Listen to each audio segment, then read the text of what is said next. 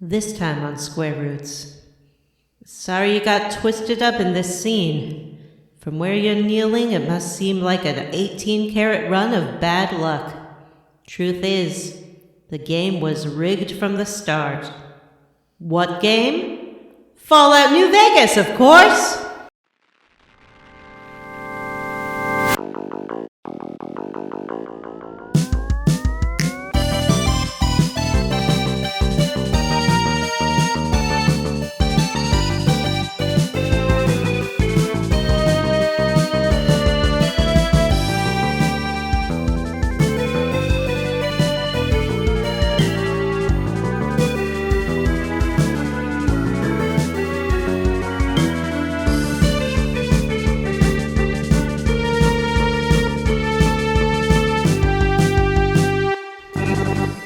Wow, Vanessa's actually smoking a cigarette while she did that performance.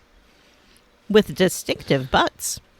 Hey everyone, and welcome to Square Roots, the classic RPG podcast. My name is Jim Banks. I'm joined by Johnny Easy Johnny Brandon Pardon. and Vanessa. Bada bing, bada boom! Dreams come true on this golden mile. Big money winner, winner, winner. It's Get finally mommy time. a new pair of shoes. Yeah. Don't snake eyes on me now, Lady Luck. I got the roulette wheel, Pickering Green, and What blackjack. are you saying? She's saying gambling thing. Seven, Oh. seven, jackpot. We are all in. Oh, Woo! that's great. We're all in on Fallout New Vegas. That's right. We should also mention that we are a podcast that plays and talks about your favorite classic RPGs one chunker at a time. And as Vanessa's already stated, it's New Vegas time. Baby. Vanessa. Let's all... Oh, you keep Oh, going. no. I'm interrupting. I was just going to make more gambling puns. Oh. It's okay. See, I was going to ask Vanessa to lead me in with that. Oh, was it I'll never forget my Johnny? How's that one go? The one they call Johnny Brandon. No, call me Johnny Guitar. It's a bit. I have a bit. All right.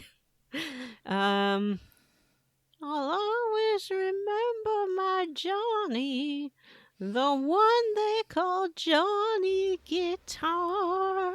Hi, I'm Johnny Guitar. Hi.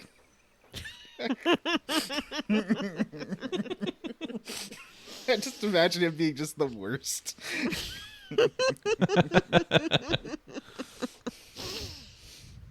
What a good song that is, though. And, oh, the soundtrack. There's so much to get into, but we can't until What? we've done our obligatory hot gaming news, followed by the level up. Obligatory hot gaming news followed by the level up. Mm-hmm. Oh, boy. There's been so much hot gaming news this week, hasn't there, friends? Yeah. I bet our listeners, this is their favorite part of the show where we They really arbitrarily like it, go Jim, through and our it's weird. obligatory segments. Where we try to rack our brains, or perhaps our best move, pulling up polygon.com while we record the show to bring you the latest hot gaming news. I've got actually- I've got bits, but you go first. Okay. We've talked about this on the show. It's been a really long saga in gaming, and I'm happy to say that we finally have a resolution to the chess anal bead scandal. Woo! That's right. Magnus Carlsen and Grandmaster Hans Niemann have finally come to an agreement. They have settled for an undisclosed amount. And Niemann is going to be allowed to compete online, and Carlsen even says that he will play Niemann in the future should they meet in a tournament. Now, was this damages for cheating or for No. libel? Libel and slander and defamation. Okay. Because Excuse me. I ate a walnut before we started recording, and that's actually a terrible podcast snack because, when you eat a walnut, it like gets in your mouth and it's like there, and I have Yeah. little walnut Splits bits into all like a around billion little slivers. I have a billion little bits of walnut in my mouth. Yes, they had sued, Carlson had sued Neiman and a Twitch streamer for over $100 million, in what he said was a conspiracy to defame him, notably by saying that he had put vibrating anal beads in his butt and used them to cheat at chess. How do you prove a negative? He would have to? Would he have to prove in the discovery process that he didn't have cheating anal beads? Like, how does that work? It's really easy, actually, to prove that you don't have anything up your butt. Oh, not if it's a past event, though. That's true. It's more difficult to prove that you've never had anything up your butt. That's not the case. Like, that's not even what they're trying to prove. It's that he didn't True. in that specific day. Yeah. And you know what?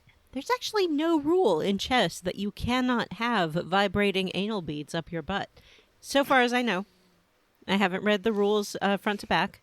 But that was in Airbud 3, the Chess Master dog.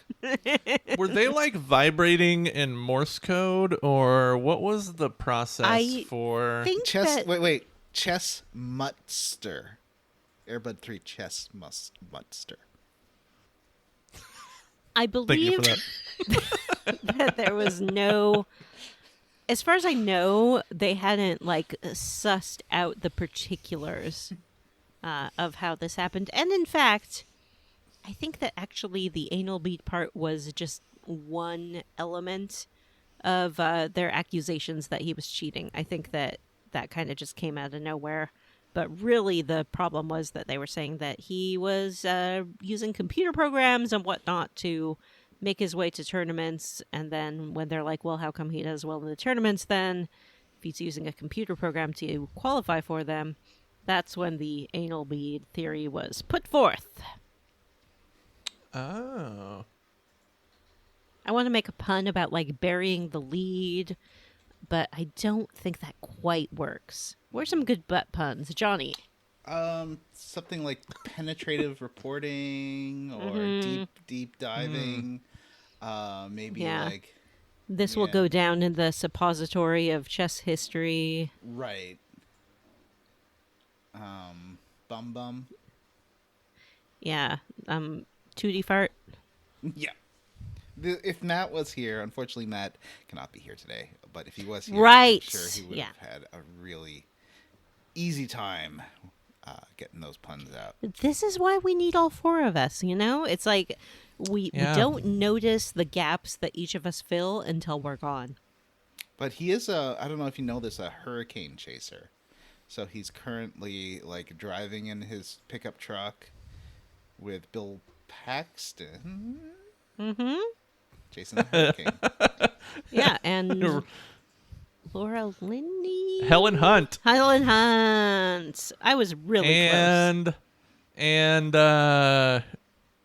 Philip Seymour Hoffman. Right. And who's the guy from Ferris Bueller, the friend? Alan Rudd. Alan something. Alan Ruck? Ruck? Alan Ruck. Yeah, Alan Ruck's in it too. Wow. What a stacked cast. So is Carrie Elwes.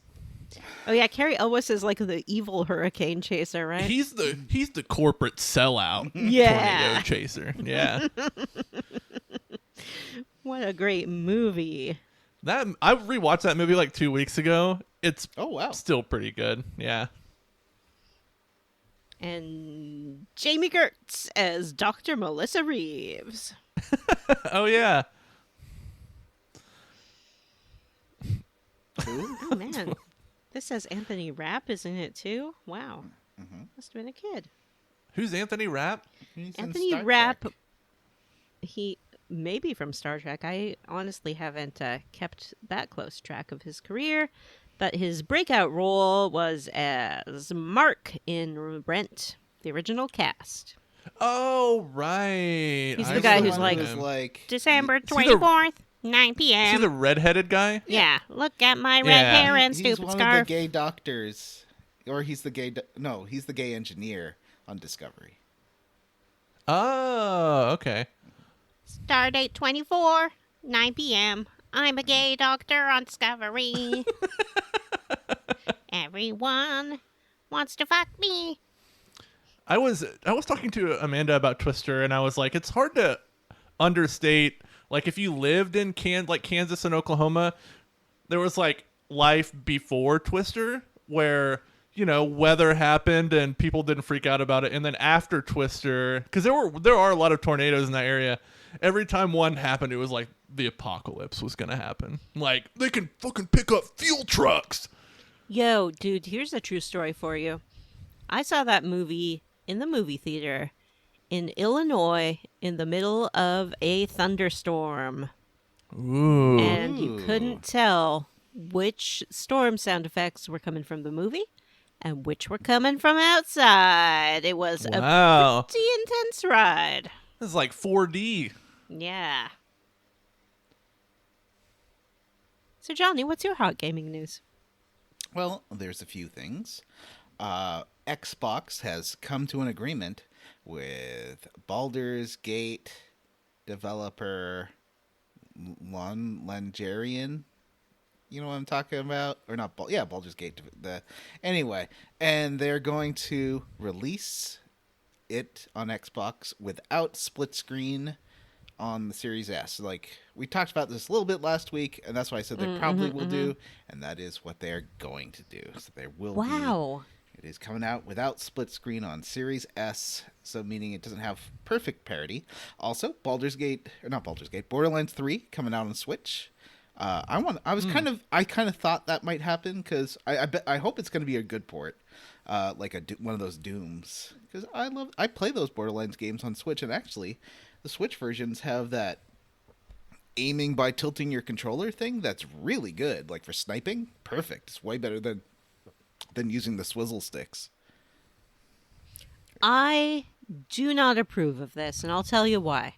Why? Used to be, you could sit down a kid in front of a Nintendo console, you put the game in, and unless they named their character Assbutt, you knew that you were getting a good, wholesome, family-friendly experience. And these days, you sit a kid in front of a Switch, and it's like Borderland boob boob gun time. Come on. We also did we talk about that the price of that PlayStation porthole was $200 last time? I think we did. Is that all? That's a good price for it, I think. Because I thought it was going to be $300, and that's too much. But do you need? Yeah. Oh, right. We couldn't figure out whether or not you needed a PS5. If you don't need a PS5, that's a great price. If you do need a PS5, it is not. Oh, also, Yeah. So Jim let me know that Saints Row is on PS Plus this month. And I really like that version of Saints Row. I think it's very queer friendly, which is really. So I made like a happy-go-lucky Johnny character that looks a lot like me. I think I showed you some videos of him, right? Yeah. Yeah. Like in short shorts, dangling off a tank, and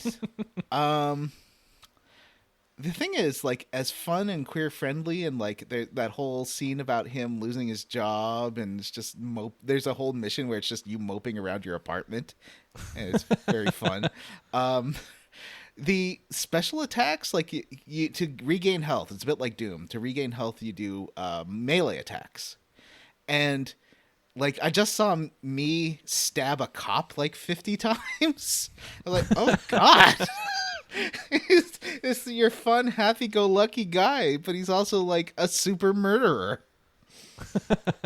I feel like there's some tonal dissonance there if you make it yourself. Yeah.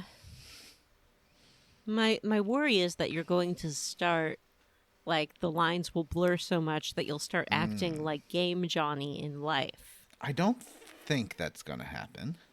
Oh, also, I don't know if you know this, but I am going to apply for the position of voice actor for Mario because... Oh, yeah. What's his name? Charles...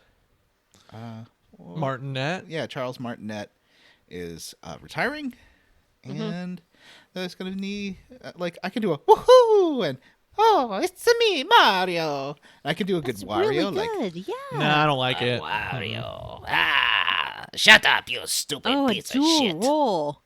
Like Odette in the Whoa. Black Swan. Not your dad's Wario. No. Fuck you, Mario. I did hear that when he tendered his resignation, he went and stood at the foot of the desk of Bowser. Is that the head of Nintendo now? yeah, Doug Bowser. And he just looked him in the eye and he went, "Do do do do do do do do do do," and then disappeared past the desk. Oh, that's sad. Came over. Jim, do you have any news you want to talk about? It is Starfield release eve. If you have early access. My computer And Starfield review embargo was lifted today. Yeah. I want to experience it for myself. I didn't buy the early access because I'm cheap AF, and I don't mind waiting another week. But it goes available for everyone on the 6th. From what I've seen, and I don't want to see very much, it seems to be getting a warm reception. Would you say that's true, Jim? Yeah. I would say that's true. In one of the reviews that I read, it was basically if you want to play a really good Bethesda RPG, Bethesda made a really good Bethesda RPG. So it seems to deliver on all the Bethesda goodness in the That's vein of exactly what Fallout I want 4 all the and- time. Yeah. My only issue with Bethesda RPGs is there is not enough romance and boy smooching, although 4 did introduce some. So we'll see. I'm gonna do my best to spread humanity's influence in the galaxy. What? Do you never wear an amulet of Mara? Oh no, I get married in Skyrim all the time. I do. But I'm talking about a BioWare romance, looking into each other's eyes and then getting a cut scene of them awkwardly touching each other because nobody has ever figured out how to render two characters touching each other in just weird big flat hands touching each other, Hook hands, or else kinda. hovering really close to each other without touching. But the thing I did like about Bethesda style romance is you can murder your husband, and it's just the game lets you do that. His family gets upset, but Yeah, I guess that's true. You can't really murder your husband in a BioWare game. Well, in Mass Effect 2, you could have them not survive. well, It's more and of an there's indirect murder. And you can orchestrate their death. You could date Anders and then murder him. Oh, true. Yeah. As you know, I did. I'm kind of what's the gay version of a Black Widow? I don't. A Black Widower? No, there must be something else. There must be a name for a male Black Widower, but I don't know if that is gay enough. If it's just male. Official.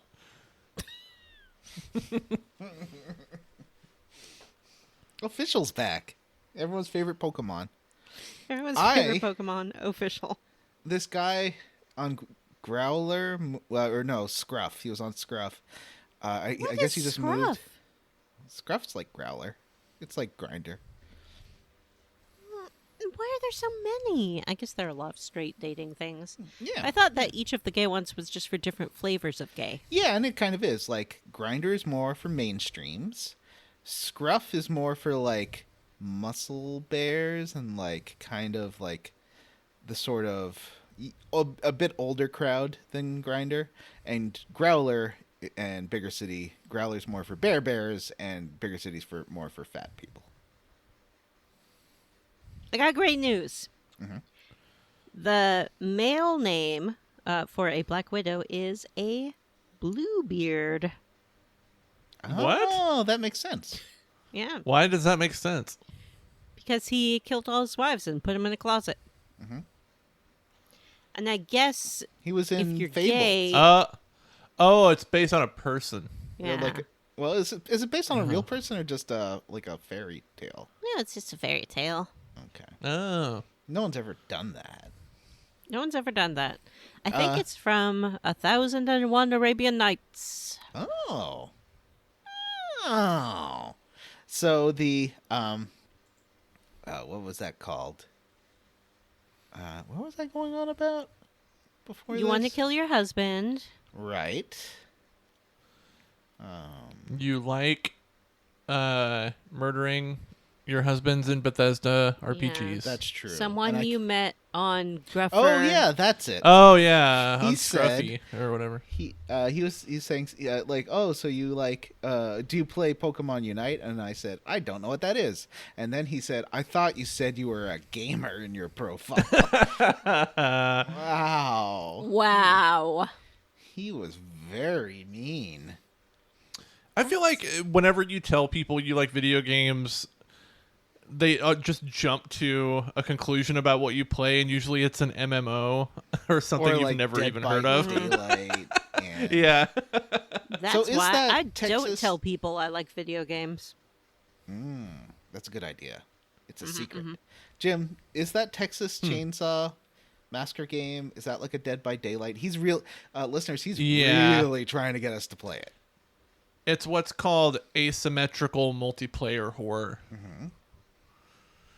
So like it's like Dead by Daylight where there's one killer and then a bunch of potential survivors. Now, would you want us to all be survivors together, or do you want to do like a private match where you're the killer trying to kill us and you're finally like It's a good question. working I don't through really some know. stuff. I'd like to try it both ways. Yeah. Johnny and I played Dead by Daylight together. Do you remember Johnny? Yeah, with Jared. Jared was the best. Jared. Jared. Wait, I was playing then, wasn't I? Oh, think were so. you? Wasn't? Yeah, he was the random guy who like protected us, right? Yeah. He was the best. We were all so terrible at the game. And didn't we apologize for being terrible? And he's like, "Yeah, you're pretty bad." Yeah. He's my second favorite person we've ever met gaming, and my favorite one, of course, is New Paul. All right. Well, I think with that we should probably transition, unless anyone has any more HGN, into leveling up. got Oh, nothing. well, no, Oh. I'll talk about that in my level up. Actually, let's just go to level ups. Jim, how do you level up? Oh, I'm glad you asked, John.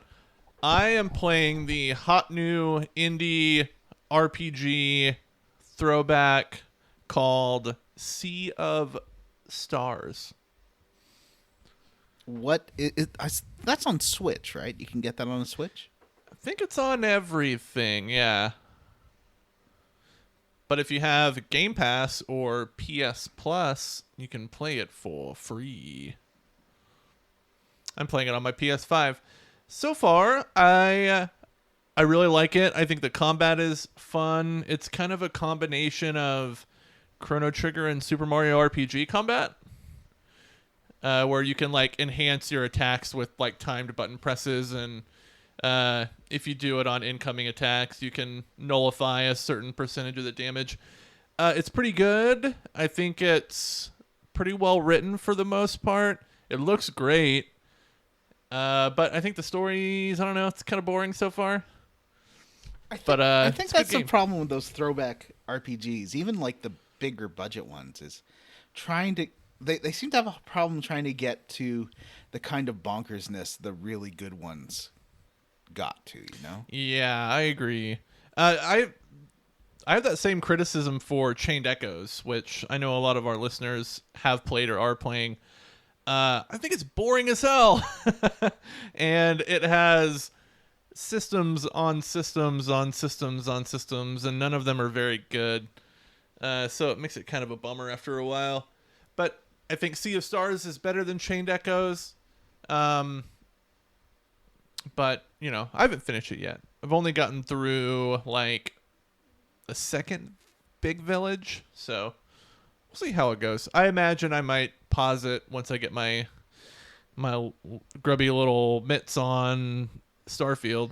Yeah, it's going to be really difficult for all of us to do this show, which requires us to play New Vegas and also play Starfield and also, I guess, continue to do our jobs.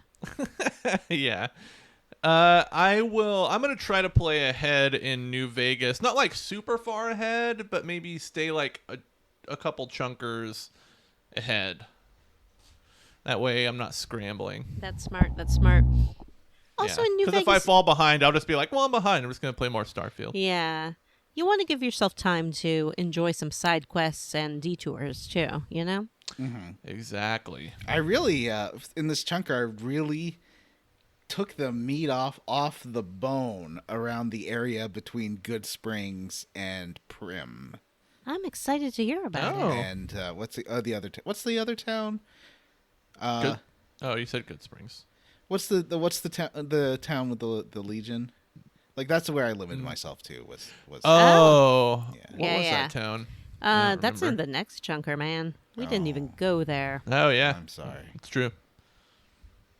but that's and like where let's see the what little else. chunk I let myself explore. Oh. Yeah, I'm. I'll try this game. I know you recommended it pretty strongly. Which one? Sea of Stars? Yeah. Oh yeah, you should try it. It's really easy to pick up, and the combat has just enough depth to where it's not boring. And it does give you some what they call like relics, which are basically gameplay modifiers. Like you can give yourself extra defense, or you can make it so that your HP is doubled and you heal after every battle. There's a lot of different like modifier, and you can find them out in the world too. So you can find these different gameplay modifiers and make the game as easy or as hard as you want. Let's see how much Pretty money it is on the Switch store. Because that's the kind of game I'll play more if it's on a Switch. Just from those kind of RPGs, I think work really well. Sea of Stars. Let's see how much money. $45 It's very like it's very seems very samey to some things we've played recently, if you know what I mean. Like a Lunar. It's very lunary for sure. Huh. Mm-hmm. One of the characters looks just like Ramus, but he's not constantly being fat shamed, and he's not a pervert who sells you porn of your friends. When you put it that way, it's really disturbing. Porn of my friends is the last kind of porn that I want. Yeah, no thank. Right? I mean, no offense to any of you, but no thank you. No, it's like you don't want to see anyone who even looks like someone you know. Mm-hmm. Yeah. Unless it's someone you have the hots for. Yeah, I Yeah. guess that's true. If they're on your top 10 crush list. Can't believe someone called me a sociopath for having a top 10 crush list. It's a totally normal thing to have. I saw a scary movie too. Oh, It's scary called- movie too, huh? No, not Scary Movie 2. I saw a movie called Cobweb that has... is his name Aiden Starr, the guy that plays Homelander on... Or Anthony Starr? Anthony Starr sounds Wait, right. so you didn't? I really thought you were saying you saw Scary Movie too. No, like I also saw a Scary Movie. So did this or did this not have Anna Faris? It did not have Anna Faris. Okay. Anyway, it had Anthony Starr and Lizzie Kaplan and a kid named Woody Norman as the lead. Okay. It's about a kid that moves into a house or lives in, a big house with his parents, and he starts to hear stuff at night, like maybe there's someone living in the walls of the house. And the voice in the walls warns him that his parents are evil and they want to hurt him. And it turns out there is something in the walls, and it's pretty creepy. Ooh, is it? Did the Is it a guys from spider? Parasite like move to a new place? Spoiler for No, Parasite. it's actually.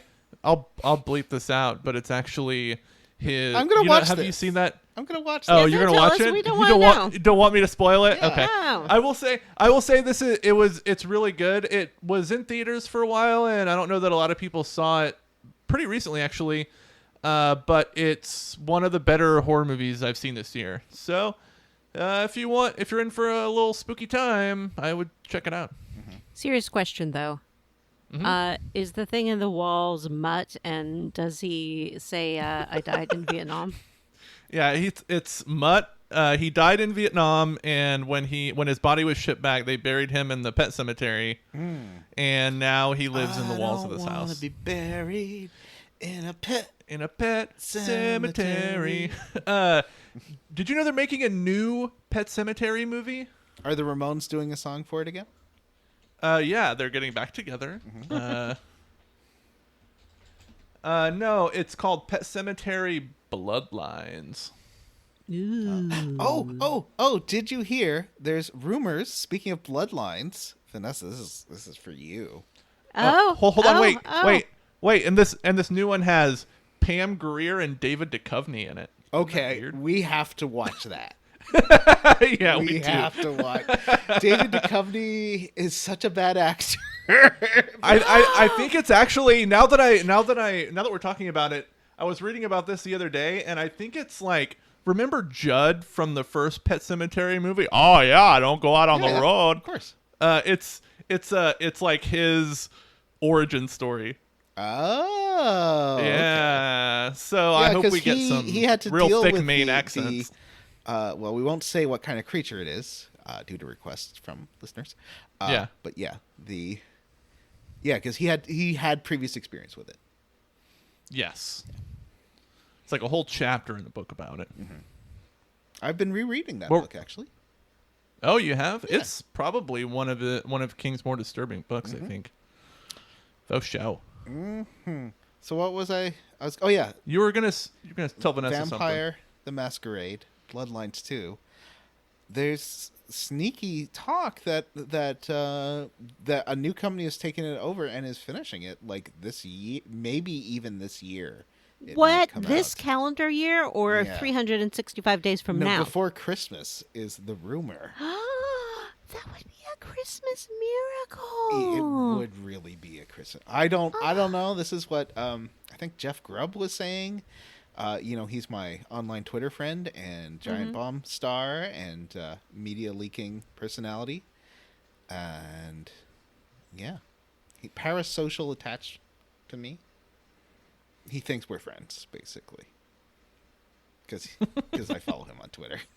Right. Definitely not the other way around.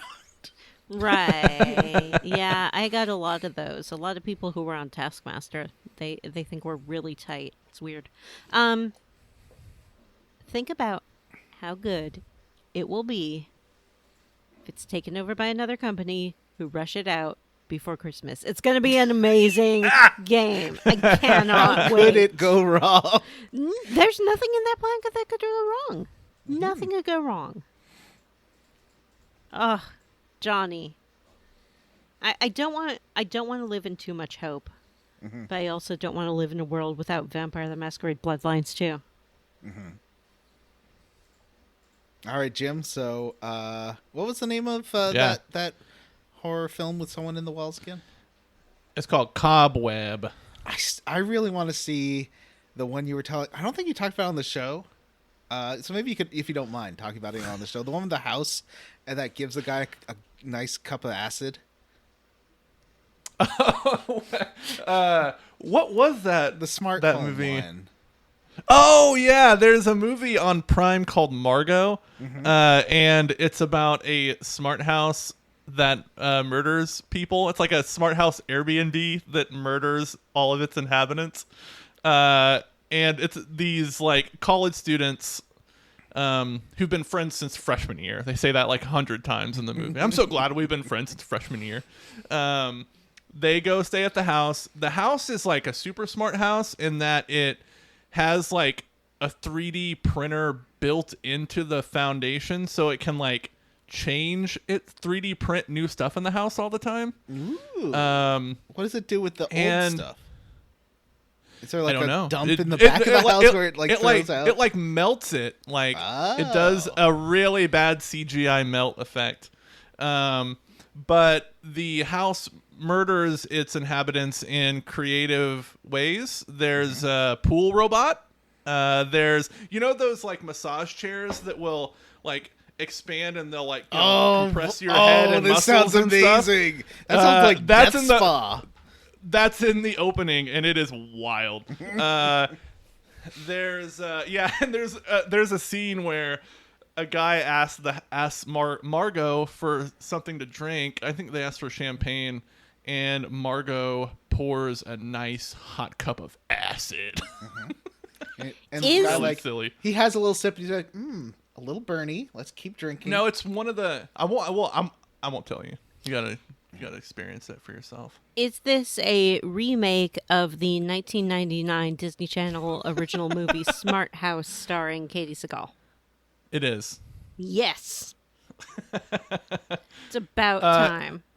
And what Margot really wants to do is get you to agree to her terms and conditions, and then once you do, you basically like opt in to letting Margot know everything about you, and then she can kill you, and then 3D print a version of you to be in the house. Oh. Yeah, so when you agree to the terms and conditions, you basically sign over your soul, right? 21st century analogy. I like To this. Margot. Yeah.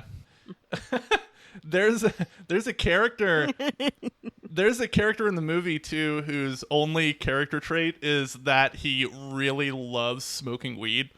So like in the like parlor scenes where everyone's talking about how much they love being friends since freshman year, it will like pan over to the weed guy and he'll just say like, "I'm super stoned."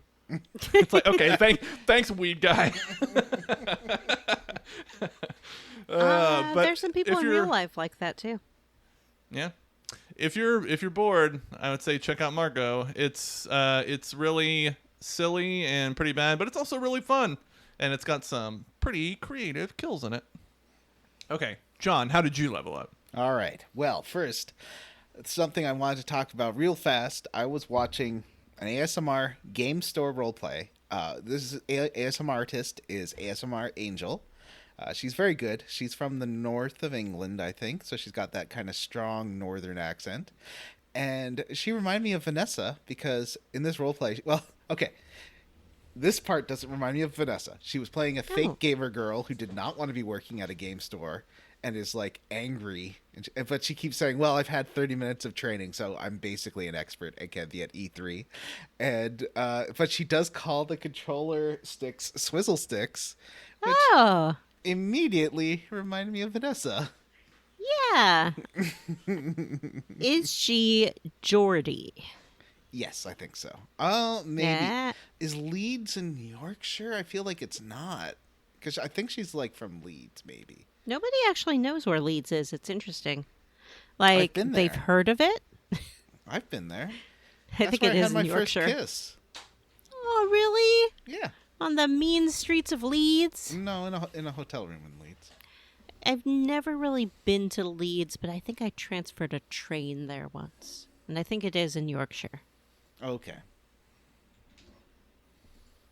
But anyway, she's I love her bad at her girl job videos. They are hilarious. Bad at her girl job. Or sorry, bad at her job girl.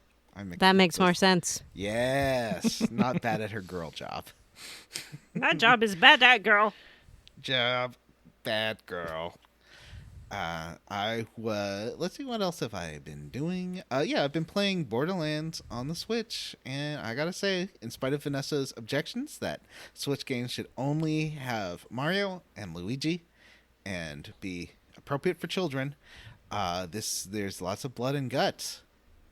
But it's a good game, and I think it does really well on the handheld mode. I don't know. I probably wouldn't. It's not how I'd play it on a big TV, but mostly when I play a Switch, is in my hands. It's not on a big TV. Just like Vanessa, who loves to play It's her true. Switch. I At do love many to play my times. Switch. I don't have it. I don't have it. Oh, that's your I phone. don't have it. Oh, okay. Otherwise, let's see, what have I been doing? I've been rewatching Community, but that's more. I'll talk about that when Matthew's here, because it is one of his favorite shows, and we enjoy talking about our favorite parts together.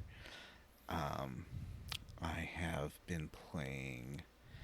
I've been sort of I haven't found that game that I really want to stick a lot of time into. So maybe I'm just kind of waiting for Starfield and for my PC to come back. My PC, they have diagnosed the problem. They won't say what the problem is, but they've diagnosed it. And it's on its way. Oh, they've repaired it? Well, too? sorry, the part is on its way. Oh. Then they will repair it. And then I will get my computer back and I can play Starfield. I can wait a few days or a week or two. Who knows how long it will take. And I got a new air conditioner for a smart home. It's got Wi-Fi. I'm trying to figure out. It's got one of those things where you have to Ooh. get an app and then reset the device and then log into its Wi-Fi. Oh, yeah. I hate that, but I use Google Home, and it automatically picks up on all those different things, so you don't really have to use you have to download the app to register it, and then after that you can just delete it. Oh, that's cool. Yeah. But yeah, it'll be nice to have. It's a much more powerful air conditioner. It's 12,500 Batus. Vanessa, What's a Batu? a British thermal unit, I think. Vanessa, how did you? Sorry that my level up's just not very exciting. Oh, it's exciting to me, Johnny. I love air conditioning. And I have I'm almost finished series 10. I laughed so hard. Oh, Taskmaster, I should say.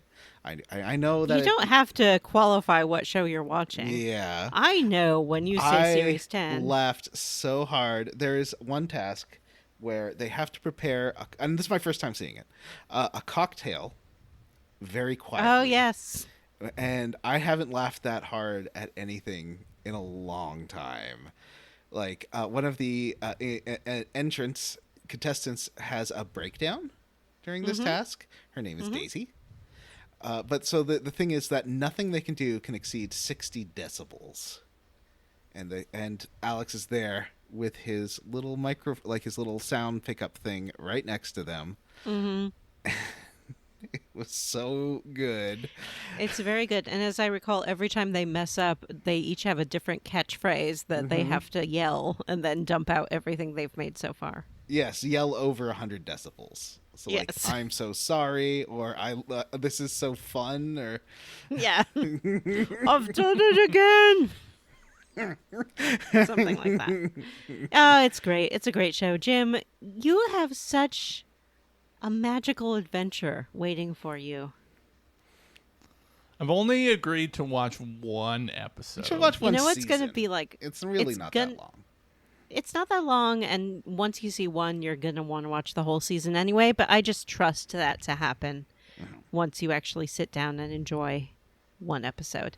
What it's going to be like, Jim, is the scene in Willy Wonka and the Chocolate Factory original where they walk through the doors to the candy room. And, you're going to stand there with your jaw open, and that music's going to play. Dook, dook, dook. Dook, dook, dook. And then I'm going to step out of the shadows and be like, come with me and you'll see. It's a world of tasking innovation. So good. Thanks for asking how I leveled up, Johnny. Now I will tell you. How did you level up, Vanessa? I watched the new Downton Abbey movie, and it was awful. No. I think it's called Downton Abbey, A New Legacy, or The Next Generation, or New Cool. Beginnings, or Double Downton Downtown, something like that. The problem with it as a movie is that show was on for 6 seasons, something like that. It's full of characters. Everyone has their favorite character. And so the makers of this movie was like, well, every single character needs to have a plot line and something to do. Which meant that really there was no plot and nothing happened, because you can't make a 2-hour movie about 20 different people in an effective way. And I would say that maybe 30% of the subplots could have been cut out and you would have had the exact same movie. The one part about it that I did like is it had Hugh Dancy in it. That's right. Will Graham himself, Fancy Pants Dance. And he was allowed to use his own accent, which he is very rarely allowed to do because he is, in fact, an Englishman. I also finished season 2 of Good Omens, and I can't remember if I said that on the show before or not. Yeah, I don't know if we talked about it on I feel like we did, because I was asking about it as a fan. Like, although I haven't read it in 20 years, I would say it's my favorite book, Good Omens. Oh. So, Wow. I should probably watch that then. I think that you'd enjoy it. It does diverge here and there. Well, from I think the isn't book? it past? Isn't it past? Yeah, the events of yeah. The book. It is at this point. But I don't think that you'll be disappointed in the direction that they take it. All right. That's all I did. Clearly, I didn't do anything because I had to even plumb the depths and level up with something I'd already leveled up with. I watched the Downton Abbey movie, and that is all I did. I saw a lightning storm in. It's probably like the second or third big thunderstorm I've ever seen here. It was Whoa. like, we don't get them really in BC, but this Oh, was. from Hurricane Hilaria. Yeah, Hillary came into town. She was a little late, and she had a lot of thunder, but no rain. It was weird. It was just like so much lightning, but there wasn't any rain for a long time. Wow. Was it strobing? No, but it was just like every couple of seconds, just a big flash, and that was really nice. I love a thunderstorm. I kind of wish I Yeah. lived somewhere where we got more of them. Well, they're fine until your power goes out, and then everything goes to shit. It's just Mad Max out there. It is. You wouldn't believe it, Johnny. Dogs stealing cats. Mhm. Cats marrying mice. Oh no. Pandemonium. So, how about we take a little trundle towards New Vegas, and you can ask the traditional questions.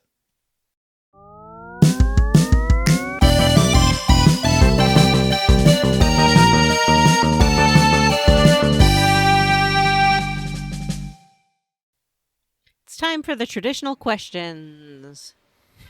Hey, Jim. Hey. What is your history with this series, and what are you playing it on for these episodes?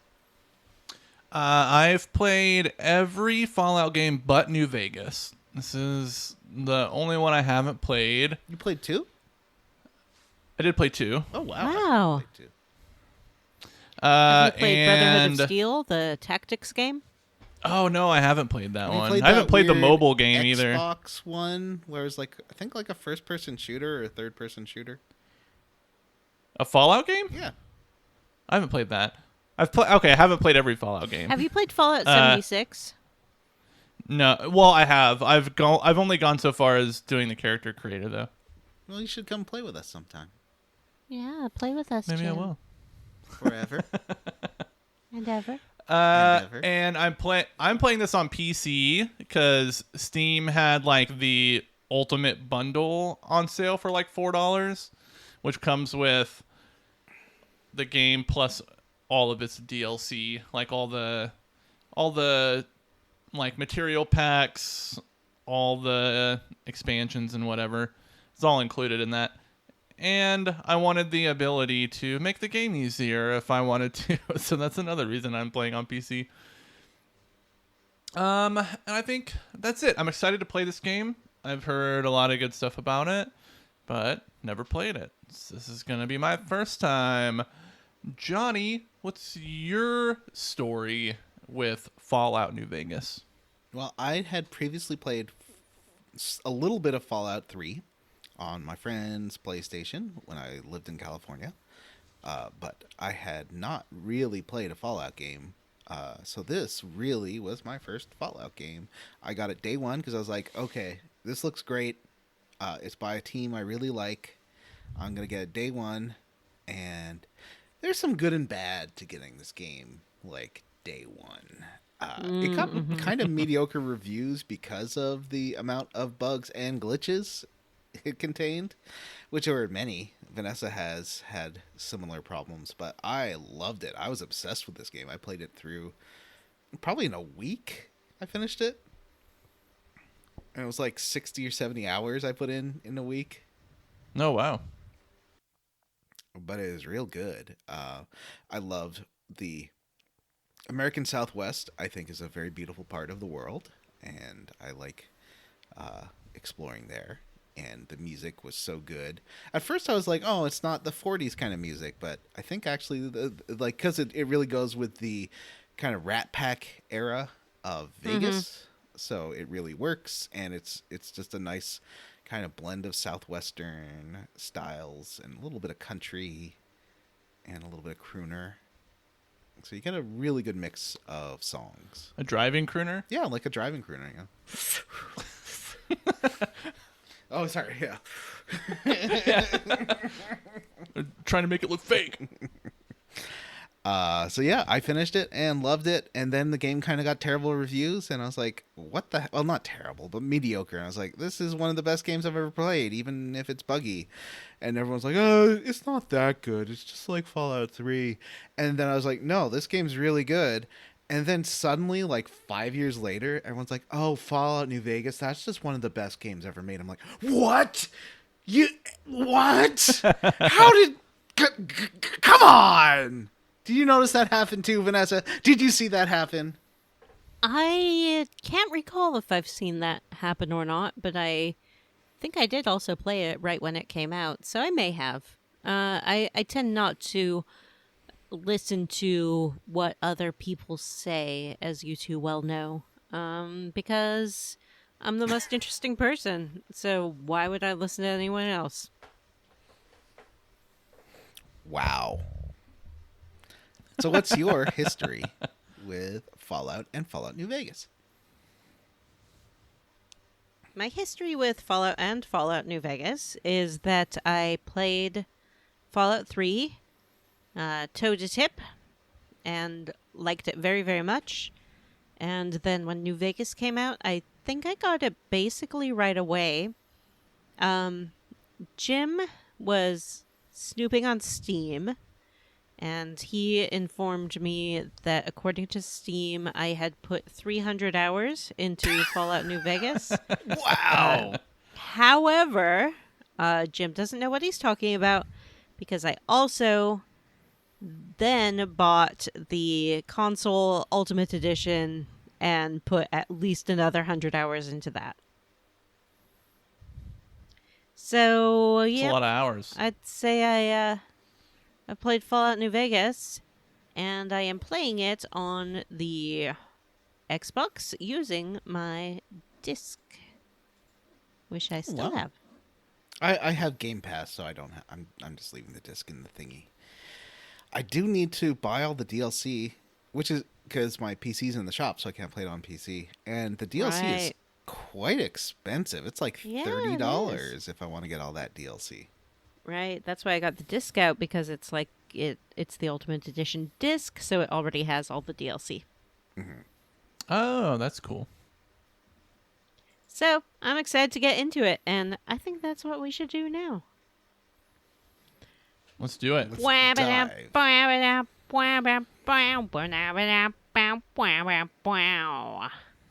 I think this game has a terrible FMV introduction. Yeah, it does. What's up with that? Not good. Why does it look so? It looks like something from 1997. It looks awful.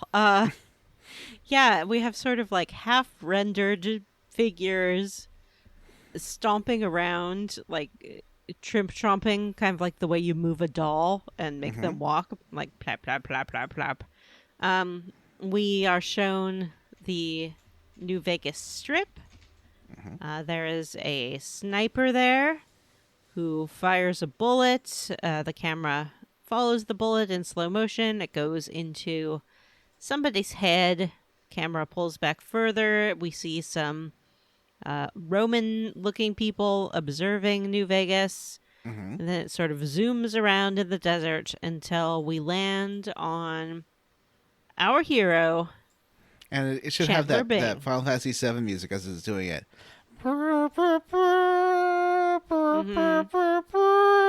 Yeah, Johnny, this isn't. Don't choose option 3. We don't No. need that here. Oh, okay. So yeah, and then camera lingers on the beautiful features of Chandler Bing himself, Matthew Perry. I was gonna say Matt LeBlanc because I honestly, and this is not a bit, I didn't know until like 2006 there were two Matts, dark-haired Matts on that show. Did you know that Joey and Chandler were 2 separate characters? I never watched the show. Chandler could be a last or first name. It's true. Anyway, think there's yeah, a man Matthew out there Perry. named He Joey was such Chandler? he actually talked about playing Fallout 3 on, I think, like it was Leno or Conan, and about how much he loved that game, and that's how he got into New Vegas. That's cool. He's a big Here's fan. something for your Vanessa journal, and this is a biggie, so listen up. Years ago, there was this thing floating around where they're like, put your face into the internet, and the internet will tell you what celebrity you look most like. And I did it, and one of my closest celebrity matches was Matthew Perry. Yeah, I can see that. Yeah. Hey, look at me, I'm Chandler Bing, forget about it. Wasn't that Joey the Joey one? Famous Chandler Bing catchphrase, forget about it. Yeah, forget about it. It's me, Chandler Bing. Bada bing, bada boom. It's Vegas, baby. And so the spiel that Vanessa recited in the beginning of the show is what Matt LeBlanc says to you. Matthew Perry. Matthew Perry. Chandler says to- Bing. I don't know which one's which. What's Joey's last name on Friends? Joey Tribbiani? Tribbiani, Oh, okay. yeah. Wow, that's some trivia I did not know I knew. So Chandler does, he's wearing this checkered suit. It's very unusual. He's surrounded by a few great cons, as you'll soon find out. This is not a spoiler. And, he's like, sorry, buddy. This is just the way the cards fell. And, and then shoots you in the head. But even after burying you alive, someone managed to rescue you. Yeah. And it's not Canadian actor Michael What's-His-Face. No, it's some other guy. What's Canadian actor Michael What's-His-Face's last name? I have no idea what you're Bailey? talking Hold on. about. Let's see. Doc Fallout New Vegas. Michael Hogan. I believe it is Michael Hogan. Let me double check. Oh, he voices Doc Mitchell. Yes. Yeah. Yeah. And, Michael Hogan is from Battlestar Galactica. Canada. Yeah, you've told us already. And he has a very thick Canadian accent, which I guess he was in some kind of, probably the vault that he came from. I assume, the weird test that they do is, what if you were in Canada? Is the test Right. that vault. That's Yeah. why he has that's why he's like, oh, yeah, I didn't think that you were going to get her, eh? But I took that bullet out of your head. Oh, yeah. I mean, maybe he came down from Canada. No, he didn't. He says where he came from. He was from a vault. In Canada. Oh, that's true. He didn't say where the vault was. He's from Vault Hosers.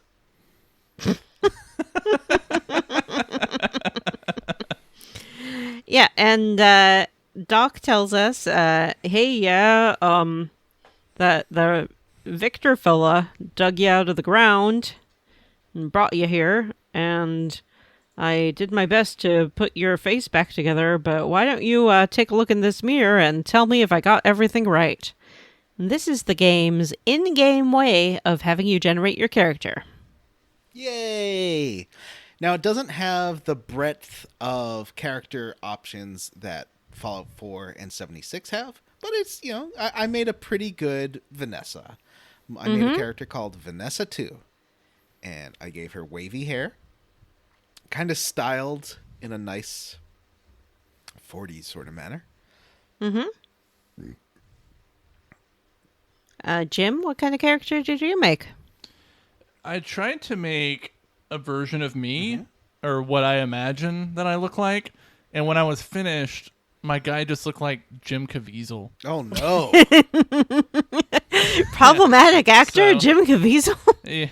Yeah, so I guess my career is Catholic, and the bulk of my playthrough is going to be spent freeing children from sex trafficking. I made a character named Esta Branks, which is, of course, a portmanteau of Brandon and Banks. I was going to include Matt, but he wouldn't get off my back about if I played as him, I had to drink every piece of alcohol I found in the wasteland, and I didn't want to do it. So I think Vanessa 2 might start that just for funsies. Vanessa 2 is welcome to do it, but Yeah. Esta Branks, she loves two things. She loves naps and she loves cute boys. So my goal is to take naps in every bed I come across and bed every cute boy who comes across me. So is naps the gym part? Yeah, Jim loves naps. Naps and bubble baths, but I didn't know how to take a bubble bath in Ooh, Fallout. I do love a good bubble bath. You have to buy 3 bars of soap when you cross to Maribia. Yeah. I'm going to see all the bromides in New Vegas. Yeah. Victor's bromide. Yeah, show his little wheel. Yeah. So after we make our face, we are brought over to, it looks like a old-timey strength tester. I thought it was And like we a get to- love tester. Love or strength. The Maybe- strength of your love. Yeah, maybe love is strength, Johnny. Or maybe it's your greatest weakness. And then you Your friends is yours. you pop in your stats. I wanted to sort of role play, but in the end, I couldn't do it. I always go high intelligence just to get those sweet skill points. I want them. But I mean, you could role play like making terrible Johnny decisions and being bad at stealth, right? Oh yeah, I could. Because that way you'd have a totally fresh and new playthrough from the ways that you played this game before, right? I know, it's been years and I love this game so much and I didn't want to muck around. I just wanted to have a nice time playing one of my favorite games and the way I wanted to play it. Well, I tried being stealthy as Vanessa 2 and failed completely, so really we're pretty even here. Yeah. I don't know that when I played this game, it might have been before I fully embraced stealth as a lifestyle. So Oh. I'm maybe putting more into stealth now than I had before. But I did put a lot of agility because I figured a courier needs to be fast on their feet. Jim, what kind of stats do you favor? I did high speech. I don't ever want to fail a speech check. And I like being able to talk my way out of all the fun scenarios instead of just murdering. And I did high science, so I can fix stuff. And I did charisma's a thing, right? Yeah. Did high charisma too. Nice. A smooth talker. Yeah. Smooth talker. And I put a lot of points into melee too, because I think the melee combat is way better than the shooting, which controversial opinion, shooting in this game sucks, and it would be way worse. Like a terrible combat system without the VAT system. Yeah. Imagine this game not having VATs. It would suck a big something. Yeah, I find insects or small animals when they're close to you and attacking you almost impossible to hit with a gun. Yeah. It's like the closer you are, and you're like, if you're not using that, like I can walk up to someone and have my gun point blank against their forehead, and I feel like half the time my gun still misses. And it's very frustrating. Yeah, I don't know if that's because it's rolling a die behind the scenes, and that's how it's doing could it, be. rather than Yeah, and my guns is just okay, so I'm probably getting a lot of shitty rolls when that happens. But I think the melee combat's cool, and you can find some good melee weapons early, like machetes and cleavers, and I found a samurai sword, actually. Ooh. It's pretty cool. And what kind of lady is Vanessa too? So Vanessa 2, I figured I want it to be a lot, not just like Vanessa, but more like how Vanessa plays. So I maxed out charisma in the special system. Which I believe is strength, perception, endurance, charisma, intelligence, agility, and luck. Correct.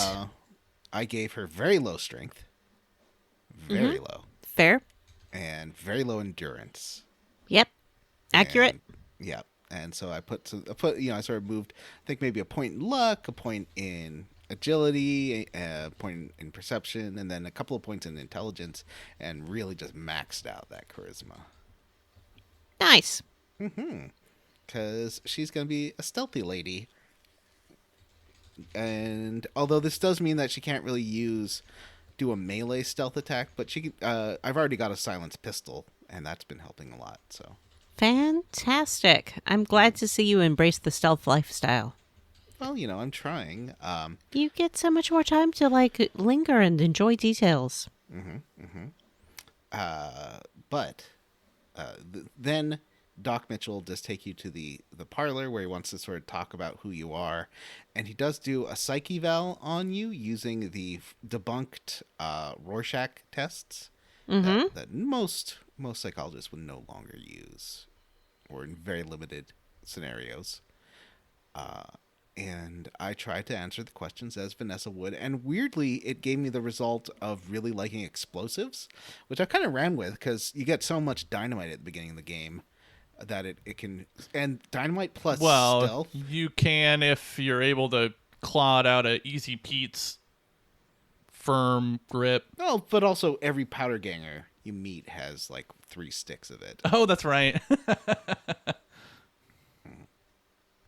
Anyway, what about you? I guess you sort of talked about the skills. Did you go with the skills that they gave you after taking the Rorschach test? I did not. I did tag speech, I think, and also repair, because I find that really handy to keep my weapons and armor in good condition. And then I think I chose stealth as well, which I've never tagged from the beginning, I'm positive. And I'm sort of primarily using guns because that's what I figure the courier would use, just to ward off any animals they would come across. Vanessa 2 is kind of a mad bomber, from it's pretty funny. Yeah. If you use stealth. Okay, so here's another thing, like Jim was saying with VATS, and I know we're kind of going a little off topic, but there is a part where you just run into a bunch of gang members waiting, lying in wait for people.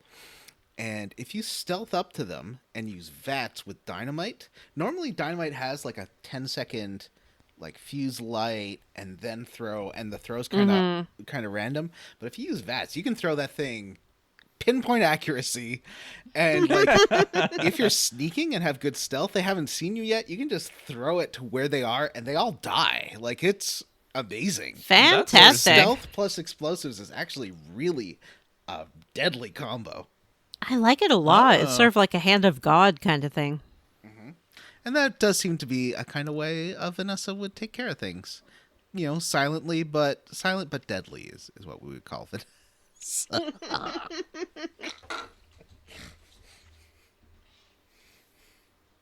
So after we're patched up, we are sent with. He gives us a gun and he gives us a Pip-Boy, which is a computer that you wear on your wrist, and a vault suit, and sends us out into the great wide open. Yeah, the vault suit's either from him or his wife, depending on. I think. Did you make a? So you made a dude, I guess, Jim. I did make a 'Cause I dude. think all of the, even Matt, we all made ladies. Even Matt. Oh, I'm the only dude. I think Matt made a lady too. Hmm. So, Nice. and also I am going to add, because Matt wanted someone to do it, I am going to add the thing of Vanessa 2's thing is that she's very thirsty. So whenever she sees a bottle. Well, actually, yeah, I want to talk a little bit about my motivation as role-playing as Vanessa. Is she's sort of neutral. But if anyone compliments her, she's going to probably do what they're asking. Yeah. Fair.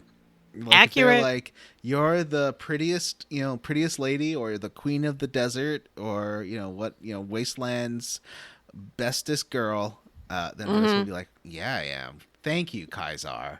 We are going to work together. So she might have a chaotic run, I would say. Mm-hmm. Jim, have you had a personality emerge yet, do you think?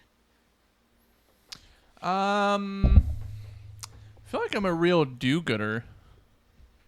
I was thinking about doing like a real character-driven kind of thing. I was talking about doing like a drug addict run where I just took every jet and psycho that I could find. But I decided to play it straight. I'm pretty straight edge. Yeah, me too. I think the problem is that this game, I think, is really good, so I want to experience it. And, I just can never be evil in games anyway. I can't do it. Yeah, me either. It's hard. So we emerge from this house and get our first view of Good Springs, a tiny little desert town. We see a robot rolling down the road on one wheel, and maybe a smattering of cattle, and a little pub in the distance. Yeah, you're told to go find this lady who can help you. She can give you some survival tips on how to survive the desert. Yeah, which is a cute way of saying tutorial. Yeah. So we head over to the pub and meet Sunny Smiles and her dog, which, Johnny, do you want to talk about this dog? Cheyenne. So, we've talked before in the last Fallout game. We've played about the issues I've had. On purpose killing a dog last time. But this time, very much not on purpose. When I was trying to shoot the geckos, I was just hammering the button in VATS, and it did switch to Cheyenne. Oh no, it's that I wasn't using VATS, and I was just shooting at the pile of geckos. And unfortunately, Cheyenne was in the middle of that and did die. So I reloaded my save and then did it again and did not kill Cheyenne. However, in the big Good Springs battle, Vanessa 2 was using dynamite. That Cheyenne plays fetch with dynamite. Like, he was just running after it. It took me like 3 or 4 times I had to stop using dynamite for that fight because Cheyenne would just runs towards the bad guys and will get blowed up immediately. Really, what I should do if I want to roleplay as Johnny is just kill every dog I see. No! Yeah. Especially not the bestest dog in this game, the cyber dog. Do not. I love that cyber dog. No spoilers. So we head over to Sunny Smiles. She gives us a little tutorial about how to shoot a gun, kill some geckos for her. It's not that dynamic. But then she tells us that we should go talk to the sort of de facto head of the town, Trudy, at the Prospector Saloon. And we head over there and find her arguing with a man named Joe Cobb. Joe Cobb is dressed like a old-timey Jailhouse Rock convict. And we ask Trudy what that was about. And she tells us about a man named Ringo. Now, you do have... It's not like this is one of the things I really like in this. And they kind of redo this scene in Fallout 76 with the same idea, where you can just, because Joe Cobb is threatening Trudy when you walk into the saloon, you can just pull a gun on him and blast his head off. And I didn't do this time because that is not what Vanessa would do. I looked at my keychain that did say WWVD, and I was like, she would not blast Joe Cobb's head off. So she did... What would venereal disease? Exactly. So she didn't do that this time. But last time, Trudy gets very upset if you kill Joe Cobb. She's like, you've screwed us over, that we're going to be attacked by the powder gangers. You need to figure out a way to defend us, or you're going to have us all killed. Like, she gets super upset if you kill Joe Cobb. Why would she? He's terrible. Because it's bringing the heat onto the town. Ah, in a sort the of fuzz. detente before. Well, good. I'm glad that you didn't do that. Jim, what did you do? I just told Joe Cobb. I was not nice to... I didn't kill him, but I was not nice to Joe Cobb. Actually, since my speech was so high, I was able to really endear myself to Trudy very quickly. Plus, I repaired her radio with my high repair skill, so we were good friends. Yeah, I put a lot of points into... So for Vanessa, I put points into speech, stealth, explosives, and repair is sort of where I've been concentrating so far. A little bit into science, too. I like a little bit of science, not too much. You can also... I did talk to Joe Cobb because I was being Vanessa, and Vanessa likes to sort of explore all possibilities. And Vanessa, too, is like, so what if you and I kind of work together a little bit? And he's like, let's not talk about this here. Why don't you meet me outside of town? Unfortunately, then I talked to Ringo before talking to him, and he's like, I'm getting a bad vibe from you. I'm not going to talk to you anymore. So I think if you don't interesting. talk to Ringo first, you can get more options from the powder gangers side of things, which I kind of blocked myself out of. So Ringo is a merchant who's hiding out in town.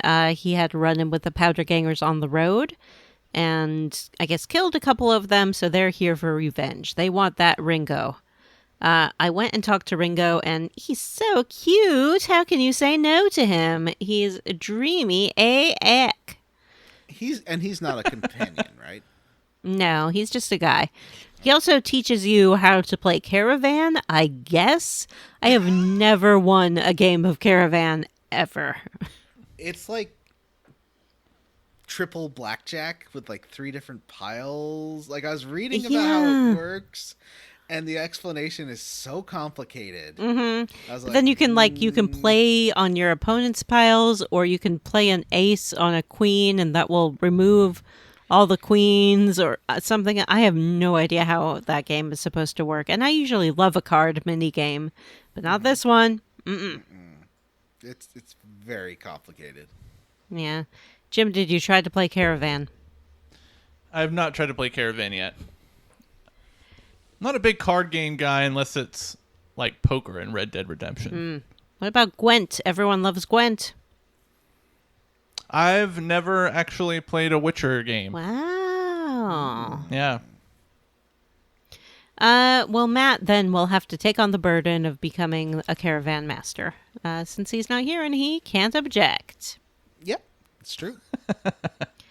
So Ringo asks for our support in clearing the powder gangers out of town, And in order to do that, he suggests that we talk to a few people. Sunny smiles, maybe some supplies from Doc Mitchell. I'm sorry, we go to Sunny first on Ringo's suggestion. Sunny then tells us, okay, we'll need some supplies from Doc Mitchell. Chet at the store has some armor. Maybe you can get that. Some dynamite from Easy Pete. Talk to Trudy to recruit the townsfolk. And although it's not listed in her list, you can also talk to Victor the robot and ask him to help out in the fight. Oh, I didn't do that. Well, there's Me no either. need to because he will agree to come and then not show up. Really? Yeah. And if you ask him about it later, he'll say that someone switched him off before the battle and then switched him on again. Weird. I saw him at a town later, and I was like, hey, do you want to travel with me since we're both going to the same place? And he's like, nah. Yeah. And Victor, we should say, sort of looks just like a big, blocky, like 60s style one-wheeled robot with a TV for a face, and the TV shows the image of a cowboy in a hat. He's Yeah, got he like looks like a Jetsons robot. tubes for arms, like right. Yep. What was the robot made in the Jetsons? What's her name? Alice, or was that just the Brady Bunch? I don't know. Dot. But he looks like the robot made. Yeah, from he the does look like Jetsons. the robot made from the Jetsons. Do you think, So like, how there's did he... Rule 34 stuff about that robot made? Johnny, why would What's you Rule put that in 34? my Her name was head? Rosie, by the way. Rosie, thank you. I'm 100. Um, Jim, could you Google Don't tell Jim. Deviant Art Rosie Jetsons? He's doing it. Yes, Is there anything? doing it. Yeah. There sure is. Good to know. Yep.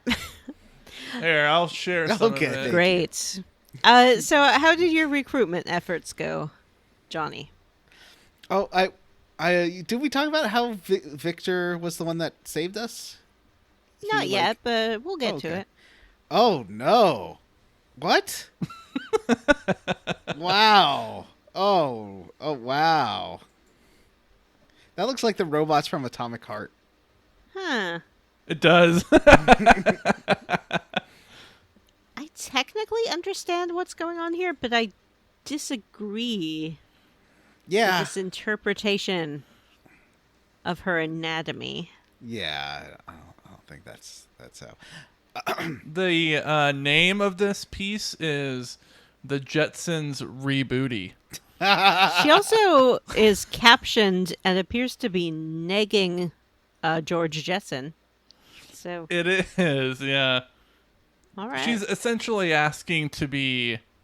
She's saying she wants to cuck George Jetson. Yeah. Cuck George Jetson. With his wife. Do, do, do, do. So I recruited. Other than Victor, I recruited everyone. I got Easy Pete. You even got Easy Yeah, Pete? because Vanessa's like a mad bomber, and he only respects. Isn't it like a 55 35? explosive I check think it's a though? 30 it's a 35? 35. 35? Yeah.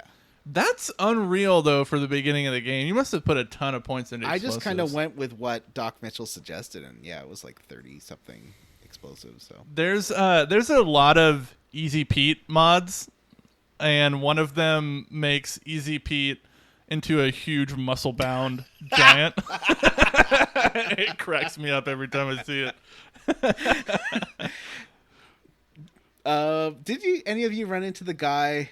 It was while I was doing Sunny Springs' thing of like collecting. She gives you like a side quest of learning how to do herbalism and collecting some flowers to make a healing powder. It's optional, and you run into a guy who's like, "My girlfriend's being attacked by geckos." Did any of you run into that guy? I never could find his girlfriend. Oh, yeah, no, he's tricking Yeah, you. there's no girlfriend. He's like, hey, my girlfriend went up onto the ridge. Can you go help her? There's geckos up there. And you get up there, and there's like this guy's little camp, and he's been murdered by geckos. And so you kill all the geckos, and you can go through his stuff, and then when you're on your way down, he'll run back up, and he'll be like, hey, thanks for getting rid of all those geckos for me. I really wanted this guy's stash. Mm-hmm. And Now then he I'm tries gonna to kill kill you. you. Oh, Yeah. okay. I did have to kill him. No way of talking through that. I put a picture of the Difficult Pete mod Oh, let's check this out. in the chat if you want to see what Difficult Pete looks like. Yeah, let's see difficult. It's just Rosie's ass again. Yeah, all I can see is still Rosie. Oh, wait, I accidentally texted that to my girlfriend. Put it in the wrong chat. Can you imagine if you accidentally sent Rosie's ass to her? I'm glad I didn't. All right, here's Difficult Pete. Hi. Oh, hi. He looks great. He does. Difficult. Wow, what a Pete's great mod. My type. It looks like Yeah. a Yeah. super mutant with human colored skin. That's what I was He just going to does, say. yeah. It looks like the super mutant skin.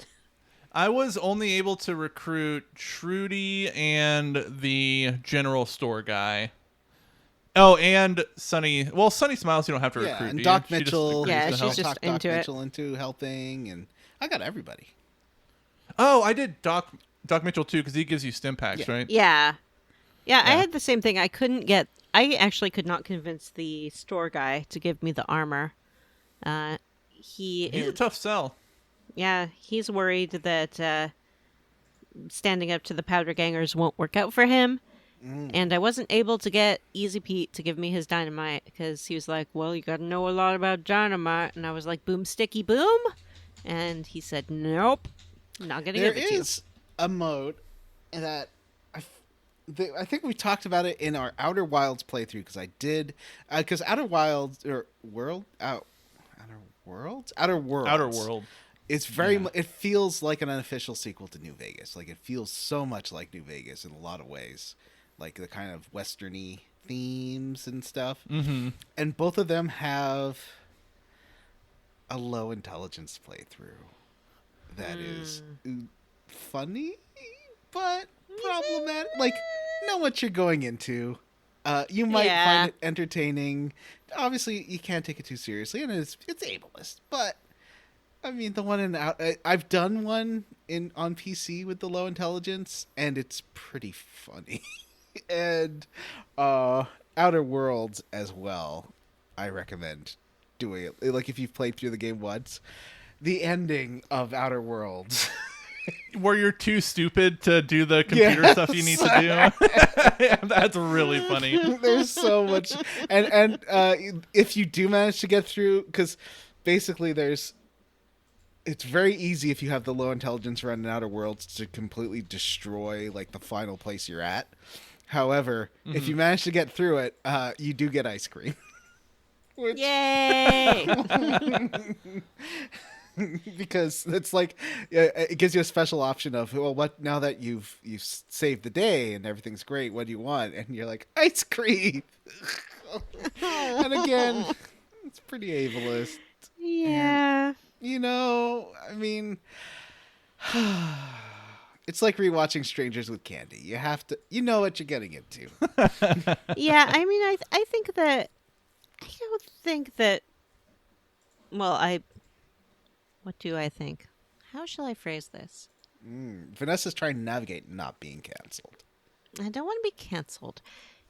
There's certain art that if you watch it with a critical eye, by which I don't mean that you're criticizing it, I just mean that you are aware that you're consuming art which should not be mimicked and is not representative of real people, that can be amusing. There's a particular GIF from Quantum Leap. Oh, Johnny sent no, to me. Vanessa, why would you? Downtown Brown, Vanessa. All right, Downtown Brown. Okay. You can. I do sometimes like using that GIF. The way Vanessa uses the tuba on I think at random moments I will send Vanessa the Quantum Leap GIF to which she is referring He because knows it that makes her Quantum so Leap upset. was my favorite show as a child. It has not aged well in every aspect. It had good intention, I think, but I'm not even going to describe the GIF. If you find, listeners, if you can find the Quantum Leap GIF that you think I'm referring to, send it in, and we'll let you know if you're correct or not. I think they can figure it out via context clues of what we're talking Yeah. about. Because, yeah. Anyway, so it gives you some fun options, but you might not enjoy the depiction of the people with mental problems. That's basically all I can say. Yeah. So it sounds like none of us sided with the powder gangers, which you can do. I tried, and it's like the jail that you optionally can go to later in this chunker is full of named characters, so I assume there's quests and getting to know them, and like there looks like there's a whole lot of stuff. But basically, they want to take over Good Springs. Yep. And if you help them do that, then they'll have you go trick the doctor by saying that there's like an injured man on the side of the road. And then they'll jump him for his supplies. And you can also get the armor from Chet because he's an asshole.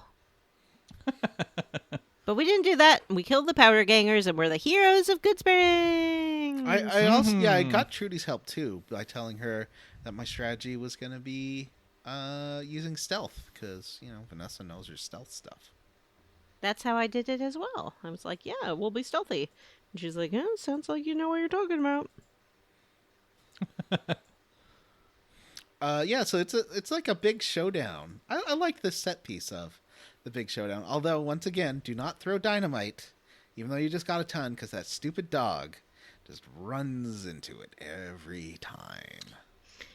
This part of the game also serves as an introduction to the faction system, which, depending on your choices in the game, you can increase or decrease your reputation with the different factions in the desert. The Powder Gangers being like the first faction you run into. Mm-hmm. And in fact, I think that this is one of the only times where you have like a 50-50 choice. Like you can't befriend both the Powder Gangers and Good Springs. Right. You gotta pick a side. Yeah, I think even once you agree to help Ringo, it locks out the Powder Gangers quest, basically. Mm-hmm. So once we are the heroes of Good Springs, we can check in with Victor. Sorry. So we learned from the doctor that he is not the one who saved us. It was, in fact, that old metal feller, Victor, who dug us out of the ground. And if we go ask Victor about it, he's like, oh, yeah, I was rolling around on my dumb wheel, partner, and I saw a group of 3 men done shoot you in the head and bury you in the ground. So, I dug you right up and I took you to the doctor. Okay, howdy.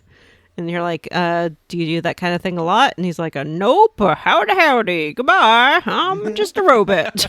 He does tell you they went that-a-way. That they went. Yeah, he's like, oh, they went that way. They went south down the road to Primm, even though north is the fastest way to New Vegas, but that road's closed on account of the Deathclaw emergency, so you better go south to Primm. Okay, goodbye, howdy. Now, you do get a couple of stealth boys pretty early on. I think there's one in the schoolhouse, and I got another one, I think just by searching like one of the areas around. You can use those stealth boys to get through that north blockade of Deathclaws. And you can just put all your points into stealth. You don't have to go south. But That's one of the delightful things about an open world Bethesda game. You can go wherever you want. Although, is it fair to call this a Bethesda game? Well, it is by Obsidian. Not. Yes, it's by Obsidian. It borrows a lot of the assets from Fallout 3, I think. Yeah, it's the Bethesda engine, so it's kind of a mix of both. Yeah. Which was a Bethesda game, as was Fallout 4. But they licensed this one out to Obsidian, and I think they did a great job. So we head south down the road to Primm. It's easy to spot because there's a big roller coaster. And that I believe is a real roller coaster in a real town, right? Like I'm A pretty real sure roller coaster in a real town that probably is not really called Prim. Yeah. I don't know what it would be, but I know Yeah, that I you don't. do pass something like that on the way to Vegas from Los Angeles. There is a lot of good, deep lore about like the real life New Vegas locations and references in the game. And if you're interested in that kind of thing, go watch a YouTube video. When you're done listening to this podcast, thank you I very believe much. I just got early access to Noel Cowell Gervais's new, or is it Noah Noel Cowell Coward, the playwright. Gervais's new video? He's like updated his Fallout video, Oh, so cool. he's making additions and changes to it. So I kind of want His stuff is great. Yeah, Highly recommend. yeah. Noel Coward. Yeah, no Famous playwright. Coward. There's a skydiving thing. There's like just little. I will say, my one complaint really about the Mojave Desert location is there's not as many dungeony. Like most of the little locations you find are just buildings with like one or two rooms. Like there's the state police department you find with just some jackal gang members in there, and there's a skydiving place that's just one room. I feel like the other, like Oblivion, Skyrim, and Fallout 3 and 4 had kind of deeper locations you can find, and there are some. There's some like big places you can find, but especially in this early location, all the like side stuff you find is pretty tiny. And this game is often accused of being ugly, and I have said before that I love it. Totally fair to call it an ugly game. It's very brown, doesn't have a lot Super of diverse brown. assets. You come across a lot of just really empty, burnt out buildings and spaces. But they did their best. Yeah, and they only had 18 months to make this game, which is, considering how much stuff is in there and how many options, is really a short amount of time. Yeah, it really is. I almost wonder if some of the story elements were already written and someone just kind of like took their Yes. old ideas and recycled Yeah, it. a bunch of stuff came from their original Fallout 3 plans. Oh, interesting. Yeah. Thank you for answering my question. Yeah, that like all this stuff with New Vegas and House and stuff, I believe. Well, definitely the Legion versus NCR is kind of the, but we haven't really got into that yet. We haven't gotten into that, nor will we. But yeah, you do run into the NCR right outside of Prim, because they're like, hey, don't go in there. It's real bad inside, and the town is full of powder gangers. They've killed the sheriff and taken over the casino there. So they've like landmined the entrance, which the first time I played, I just didn't understand that. That's what happened. I kept blowing up. Like, I think I just really... You just kept walking into the I landmines. just kept walking into those landmines, and I don't know. I don't know why I did died that. so many times for the first time I played this game there, but... Well, I think that we sort of glossed over. We do get a little lore dump at the beginning of this game in the form of a narrator who delivers the famous Fallout line, "War never changes," which kicks off every Fallout game. And the narrator is voiced by, can anyone guess? Ron Perlman. Ron Perlman. That's right. So Ron Perlman has explained to us that you have different factions in this area. There's the New California Republic from California, who represents democracy. They're basically trying to rebuild something resembling the United States. There is Caesar's Legion from the east, which is sort of a bunch of different tribes that have been brought together under this one dictator. They're known for their ruthlessness, and those two factions clashed over control of Hoover Dam years ago because they want that sweet power generating electricity. And another thing to note is that New Vegas basically was saved. You don't know exactly why, but it was saved from the bombs. So New Yes. Vegas is pretty untouched. and due to its proximity to Hoover Dam, still has electricity.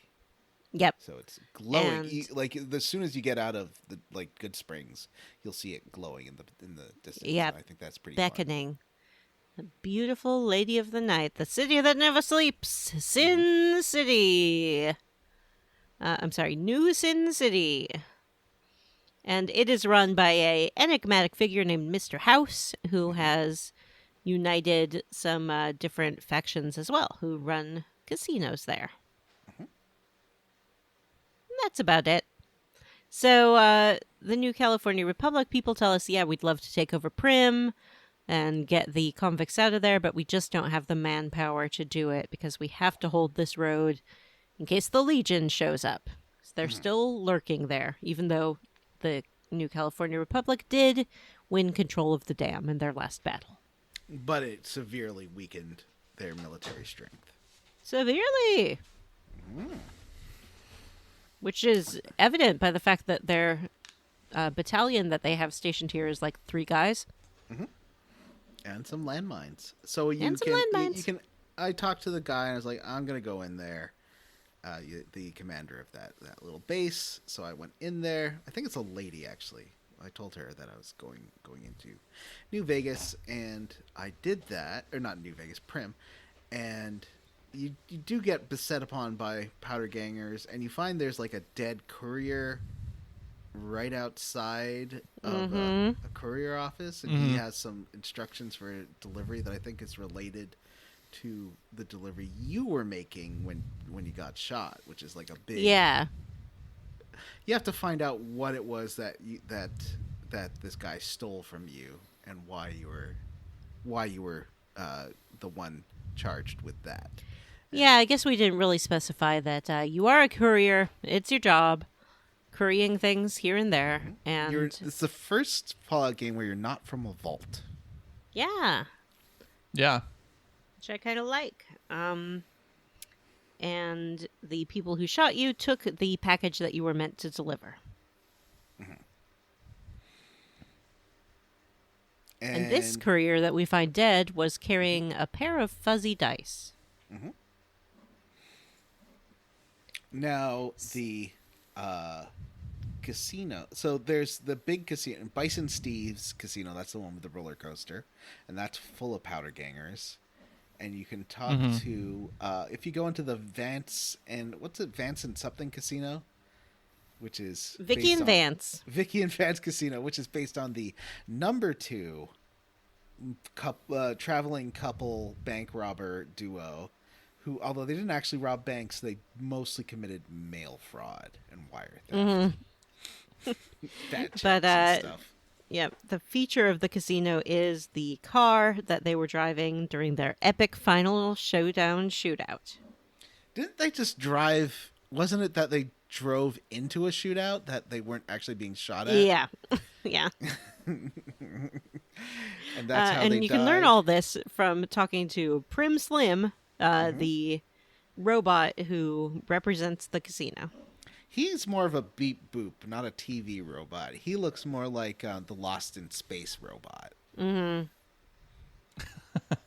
could see that. Yeah, I like him. And he's like, "Oh, howdy, partner. I'm just a robot here, and you gotta help." He tells you the situation with. That's why everyone's hiding in the Vicky and Vance casino, is because the rest of the town has been under siege, and that's where they're hiding out. And they killed the sheriff, and Deputy Beagle is being held inside the Bison Steve.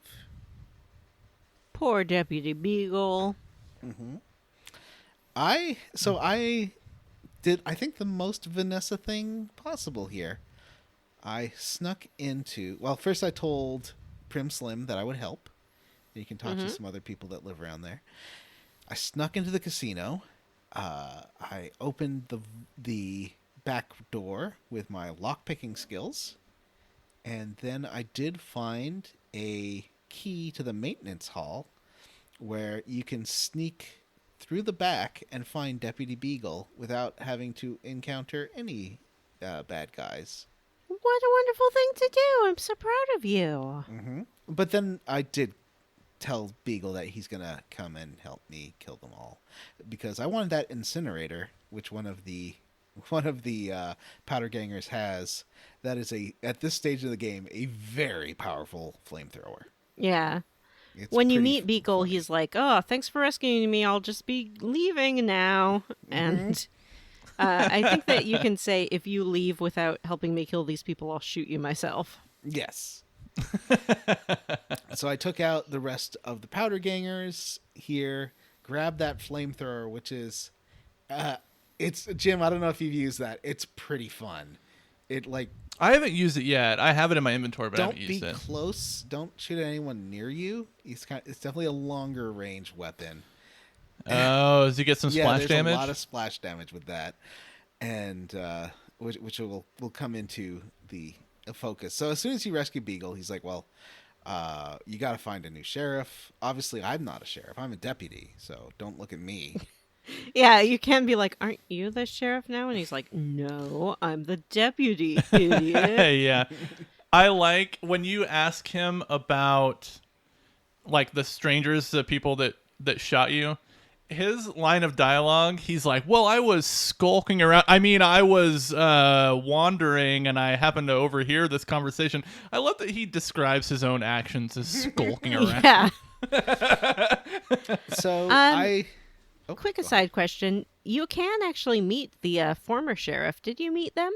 you saw. I sent you a picture of the former sheriff and his wife in bed, and I have been sending Vanessa little snapshots of Vanessa 2's adventures that involve a lot of bodies. And although she had nothing to do with this death, I did take out a cleaver and position her over the bodies of standing on the bed between the dead sheriff and his wife, who were beheaded in bed. So it didn't make it look like Vanessa 2. She was just playing a fun prank. She didn't actually do that. But It was just the after the Good Springs fight, I grabbed all the bodies and draped them over a fence because one just died that way naturally. And I was like, ooh, I could do that. And then I posed Vanessa. If you're using an Xbox controller, if you hold down L1, you can rotate the camera. And with the newer Xboxes, you can just hit that take a picture button and take some pictures. So I've been taking a lot of fun pictures of Vanessa meeting new friends. Yay, I love new friends. And she loves dead bodies. Yeah, so then after rescuing the deputy and either eliminating or not your fine friends in the Bison Hotel, you go back across the street and are tasked with finding the new sheriff. And there's a gentleman there, Jason Nash, is that correct? And he has some ideas. I'm sorry, Johnson Nash. He has some ideas about who could be the new sheriff. His first idea is they've heard of someone being held in the NCR Correctional Facility who escaped with the Powder Gangers, who I think has experience as a sheriff. So that's one idea. There's the New California Republic people, although he's a little bit concerned about what life would be like under martial law. And you can also ask, could Prim Slim be the sheriff? And he says, I guess, yeah, if someone can reprogram him, he could be the sheriff. It's a robot. And those are your options. Jim Banks! You can also convince Beagle to do it. No one would do that, Johnny. That's insane. Beagle's an idiot. I did the first time I played it. That's how I solved that. Oh, I did. I picked Myers. So I went to the correctional facility, killed all the powder gangers inside, and convinced him to come to Prim, but he says that he can't be the sheriff unless he is pardoned by the NCR for whatever crime landed him in the correctional facility in the first place. So you have to go all the way to the next town over where there's an NCR outpost and get him a pardon. Mm-hmm. I did do that. It takes forever because there's no run button. Is there a way to sneak into the prison? Because the prison's surrounded. I failed this stealth because I didn't realize as soon as you get near the prison, it basically activates all the guards in the watchtowers around it. Those watchtower guards so hard to hit with the weapons that Yeah, you have don't at this point in the game. So there must be a way Yeah. to sneak in, like through I thought there was a separate entrance you could like sneak into, like a sewer or something. I don't know. I walked all the way around the perimeter of the jail, and I could only find the one door, but maybe I missed something. No, Jib is correct. There is only the one door, but there are other ways to get in. First of all, if you did side with the Powder Gangers and Good Springs, you can just go on in as a special friend and guest. And you can also shop at their little shop they have there and hang out with all your Powder Ganger pals. If you are sort of neutral with the Powder Gangers, like you haven't done the Good Spring quest and you haven't killed a whole bunch of Powder Gangers that you run into on the road, you can bribe the door guard to let you in for 100 caps. And if you go in there dressed as a Powder Ganger, nobody will bother you. I thought that might have been a way to do it. Yeah. So there are ways. But blasting your way in works pretty well as well. I didn't choose this fella, but I did go visit the prison just to see what was going on. I wasn't able to kill the heads of the prison. They're too tough for me at this point. I had the They're in a separate incinerator, building.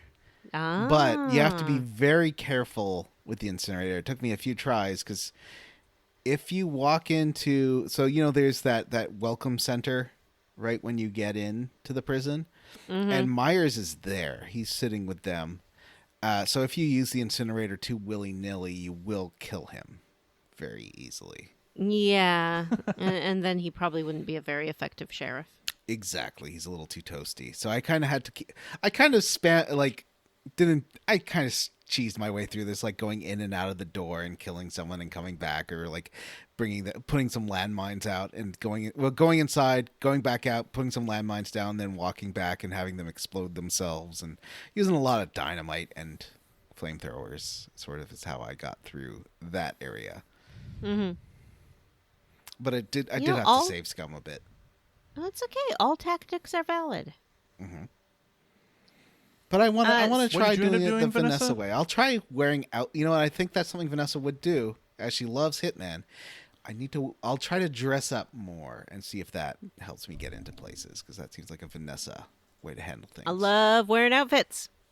Yeah, I did not choose Myers. I decided this run to be a real NCR stan. So I decided to help them achieve martial law. I went and talked to Sergeant McGee, who says that he needs more troops to take over Prim. So I traveled to an NCR outpost, which is the opposite direction from the prison, and talked to the head trooper there named Major Knight. And Major Knight, you could either barter with him to convince him to send more troops, or you can do some jobs for him. He wants some ants. Isn't Knight the guy at the front counter, and then there's the other, like, Rogers or something, the guy with the mustache? I apologize if I've gotten that wrong. Because Major Knight is the guy at the counter. Yeah, and he's seducible if you are gay. If Oh, you have really? the gay perk. I didn't know that. I know that from my first playthrough. Well, He'll repair all your gear Major for free. Knight. Oh, really? Ooh. Yeah, I spent a lot of money with him repairing a lot of my stuff. Well, the you first should time I have had the another confirmed way. Bachelor perk. But Vanessa did tell me Right. to take the Black Widow perk, which has been useful. Yeah, the Black Widow perk is nice because it gives 10% more damage to men, and most of your enemies that are gendered are male, I think. So, yeah, I spoke to whoever it may be, killed some ants for him, and then he agreed to send some more troops to Prim.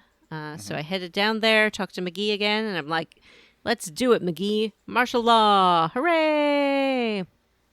Now, Jim, did you have... I already did the NCR side quests before, but do you have to do the NCR side quest in order to get them to pardon the guy, the sheriff? What do you mean side quests? Like get more troops? There's some other side quests you can do to like kill critters and stuff. Oh no, you don't have to do those. Yeah, you just go to that outpost. All you have to do is ask Knight about it, and he's like, "Oh yeah, it's fine." Yeah, because Myers used to be a sheriff, but he got in trouble for dispatching justice his way. Yeah. Which means police brutality and Yep. with extrajudicial killing and Extrajudicial execution. yeah. He's like, I do what has to be done. So I don't know Sure if he's you a good do. sheriff. I think Beagle. Go with Beagle, or Beagle or Prim Slim seem like the correct answers here. Yeah, the first time I played, I did Prim Slim, and then everyone's just like, okay. Yeah, no one likes Prim Slim. No. I feel like Beagle is the best narratively because it's kind of he gets an arc of realizing he can do it and not just being a layabout. That's what I did Yeah. the first time. The second time through, I did Prim Slim. By choosing Beagle, the NCR, I went and talked to Beagle afterwards, and he's like, I'm not a deputy anymore because the NCR says that 2 weeks isn't enough of a career to be a deputy. I've done law enforcement for 2 weeks, and they said that's no good. So they do enact their martial law, which actually has some in-game effects. The Johnsons will sell more guns and ammunition, but they'll sell them at a 25% markup to cover the additional taxes that the NCR has imposed. Oh, Oh. well, It's like when you go to a restaurant these days and they're like, here's the service charge, which is not the tip. It's just our way of pointing out that we have to pay our workers more because of minimum wage. So write your congressman. Is that a thing now? Yeah. Oh, interesting. I'm very for workers getting paid. You know what I was thinking? They're increasing the cost of Spotify in Canada to I think $10.99 from $9.99. I was like, I would pay $15.99 if there was an option of let me pay the artists I listen to more.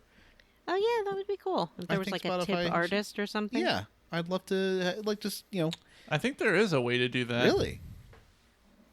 Yeah. I'll have to look into that. I want to support the people who make the stuff I like.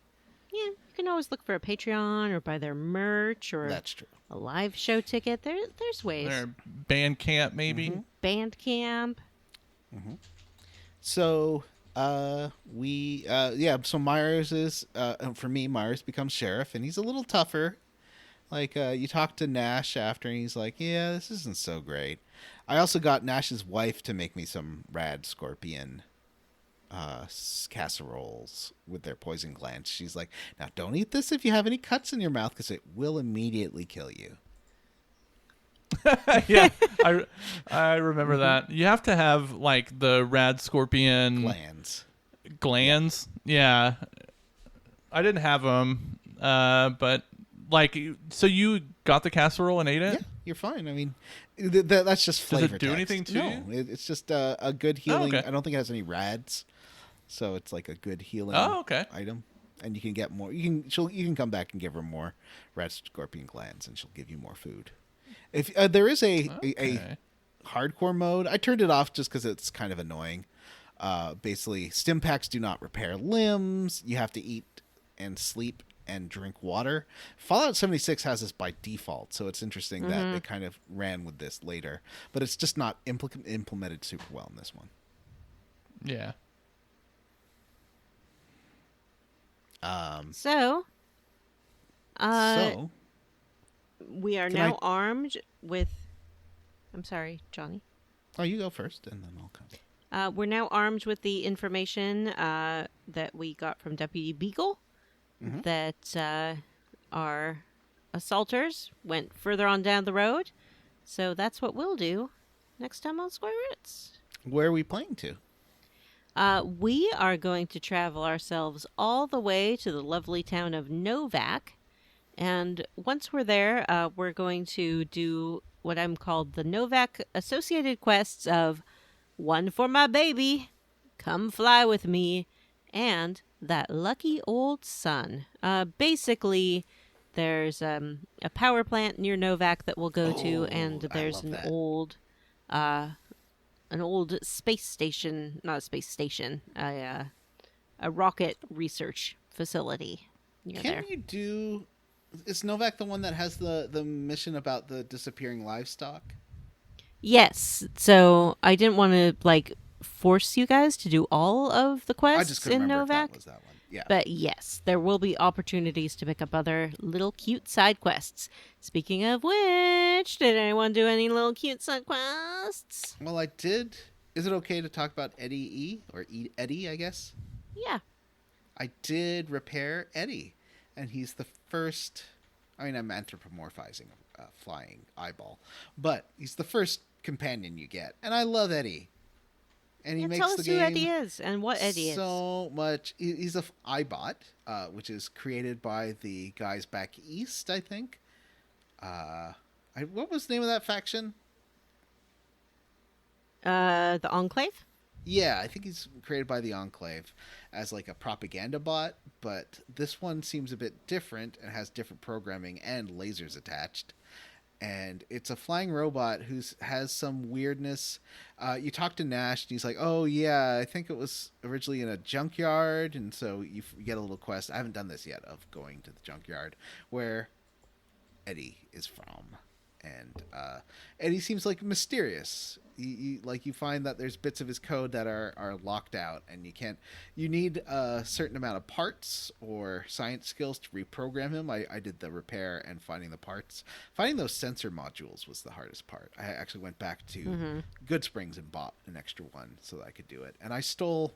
There are a bunch of scrap metal right around Eddie on the counter. It is technically stealing to use them, but yeah, it's fine. Yeah. I think it's worth it to wake up Eddie because he will fight with you. He has a little pew-pew laser beam that he'll shoot out, and he can also carry some stuff for you. So especially if you have low strength, he's useful in that way. Yeah, if you're strong like Vanessa is strong, which is to say, not very. Vanessa too, Yeah. I should say. Not real. Yeah. Real Vanessa's actually, she's done competitive strongwoman leagues. I'm a tough mudder. Yeah. Put that in your Vanessa journal. Don't laugh. I could be. You don't know. Jim's You done don't know it. my life. Oh yeah, he has. Gross. So Jim, did you do any interesting side quests? I did all of the tutorial stuff, which I thought was kind of frustrating. As part of the tutorials, one of them is there's like a crafting tutorial, and it involves you. They just give you the name of 2 herbs to go find, and it took me forever to figure out where these I mean, things they're were. marked on the map. Yeah, it took me a minute to figure that out. One's in the graveyard, and you do have to fight a bunch of Yeah, one's in bugs. front of the Yeah, school. and the other's in front of the Yeah. rock flower and the other one. I do like that if Yeah. you go up to the graveyard, you can find the hole that you were dug out of, and there's a pile of Yeah. distinctive cigarette butts next to it.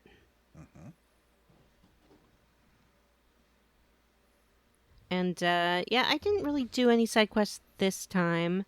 On the road to the NCR outpost, I found a gas station that had a bunch of people named Vipers in it, like a Viper gang. Oh, I did that So, too. Yeah. Just shot them. Doesn't really have a quest associated with it, but there's a lot of sort of random enemy encounters. Not random, but dispersed Yeah. enemy encounters to come across. I walked through some kind of open field and was attacked by giant ants, Oh no! which were really yeah, gross. they're around that. There's a little racetrack, and they have a little nest. That's right. It was a racetrack, yeah. And I found a drive-in movie theater that had a downed satellite in it, and you can interact with it. It's a DLC. It'll trigger a DLC. So I didn't do that, but I did find the location. Oh. Yeah, I think you have to be a certain wouldn't level. do that until you're ready to, because I think that it takes a few hours to complete once you've triggered it.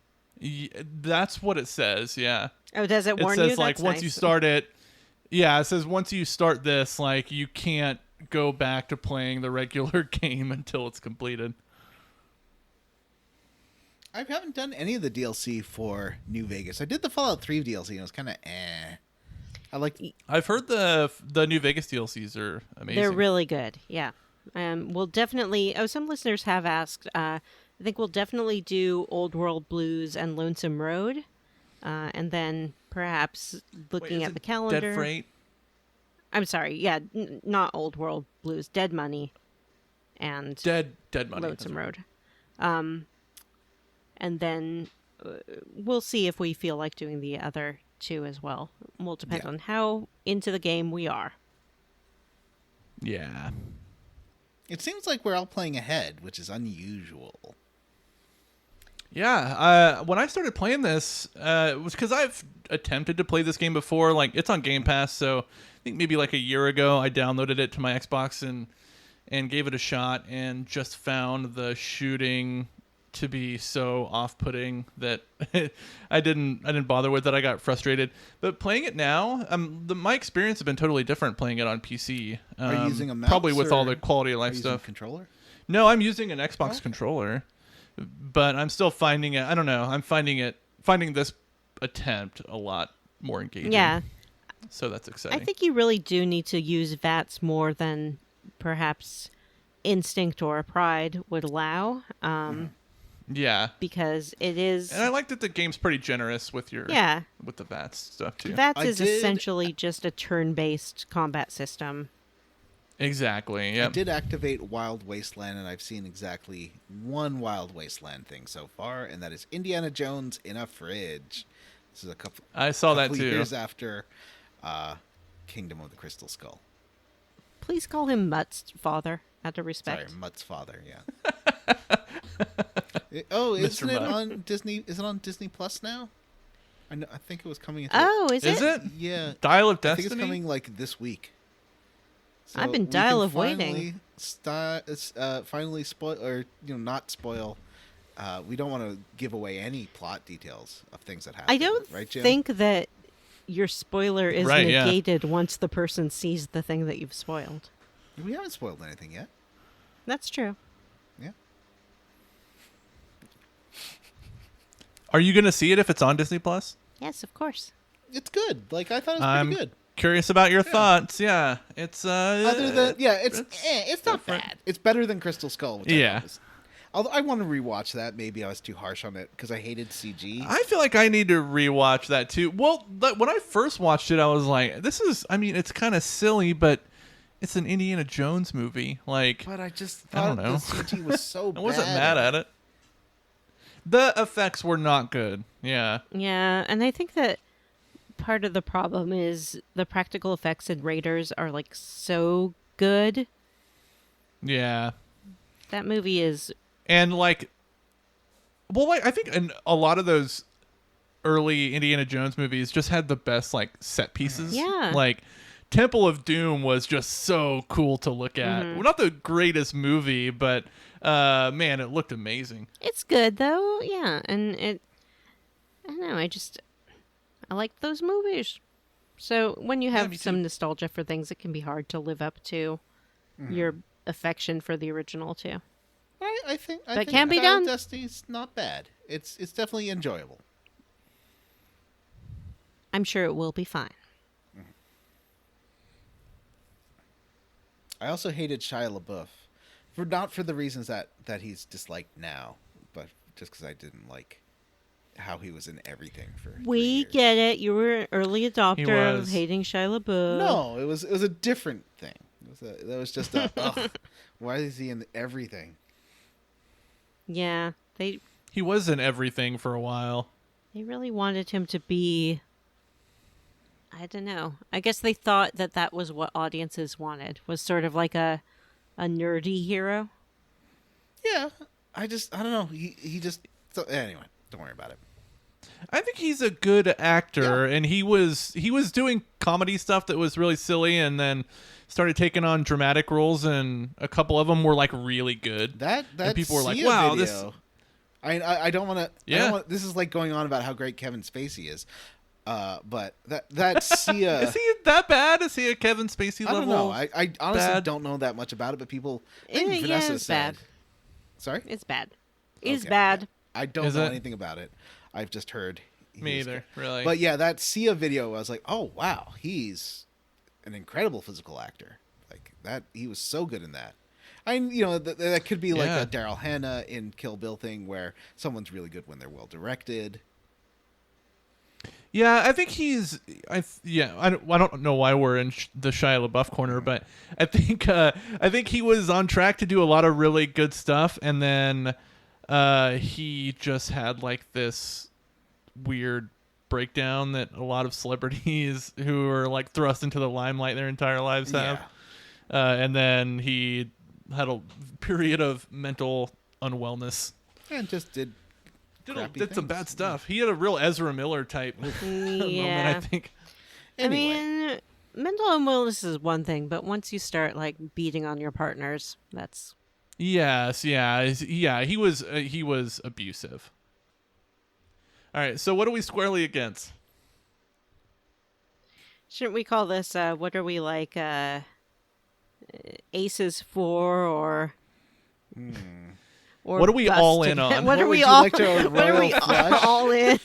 What are we all in on or what are we busting out? No, Yeah. what's it called? Just Yeah, you can bust out. what are we gone bust for? It doesn't really work. All right, Okay, what are you squarely against? John, are you betting or folding? I'm folding on.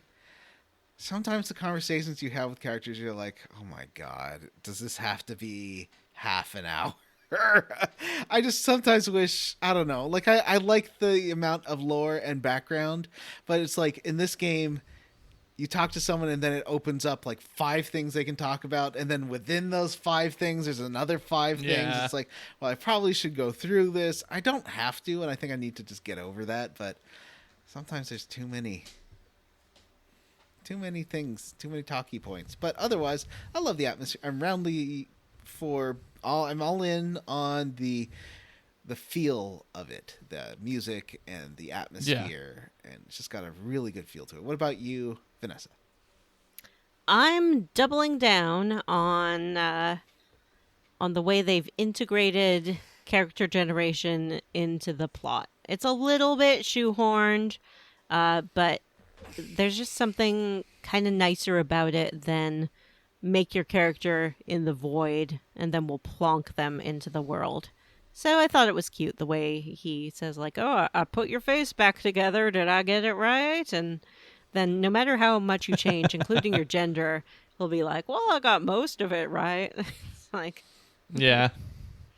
so I enjoyed that. And I liked the psychological test too, which I think if you really want to role play it and just go with what the game suggests for you would be a fun way to do it. Yeah, would. I'll go next. I am not a fan of the shooting when you're doing so outside of VATS. You have this little tiny reticle, and the accuracy is really bad. But I am all in on the game's writing. I like talking to NPCs most of the time. They're all written with... Most of them have such distinct personalities, at least the ones that are fun to talk to.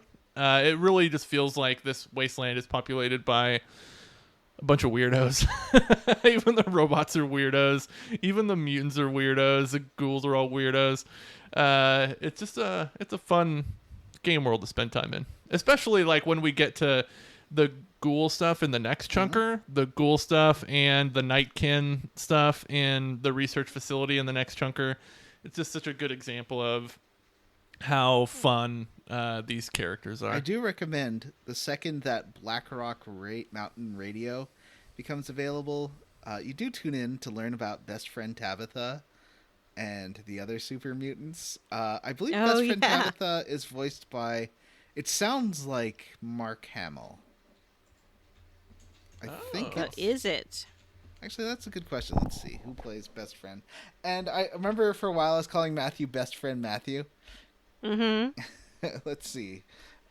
Oh, no, that's a Fred Tatassi. Oh, okay. who voices. He's like ubiquitous in old video games. Yeah. There are a lot of good voice actors to look forward to. We didn't talk about how one of the first radio stations you can tune into, Radio New Vegas, the DJ is Wayne Newton himself, Mr. Las Vegas. Oh, that's awesome. I love Wayne Newton. But we got Chris Christopherson to look forward to. What? Chris Christopherson? Yeah. America's sweetheart, Zachary Levi. Renee Aubergines.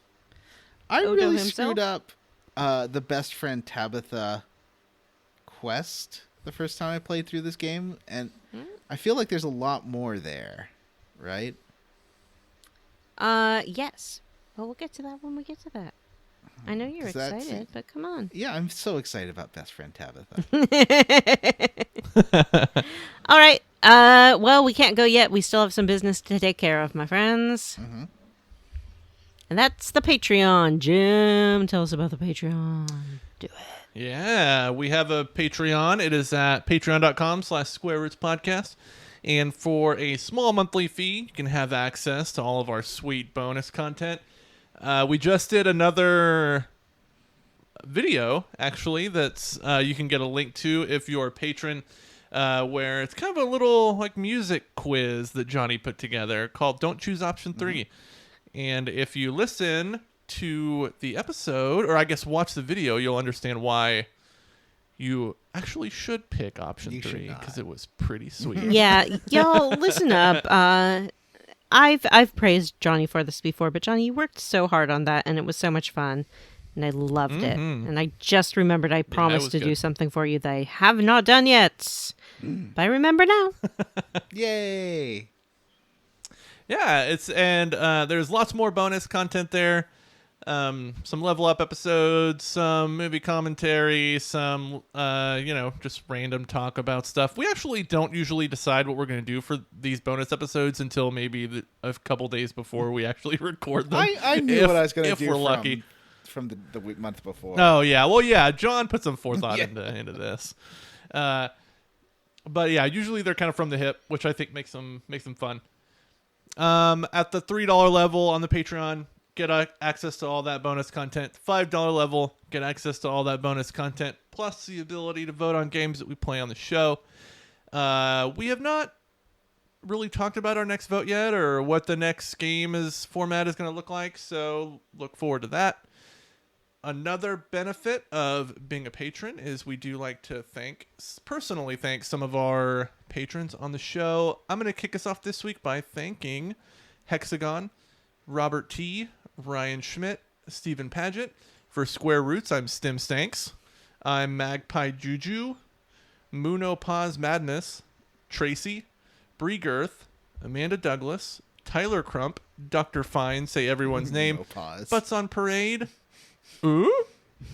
Activate Toilet, and Andy Bess. And I would like to thank Seattle Sounders will host Club World Cup in 2025. You heard it here first.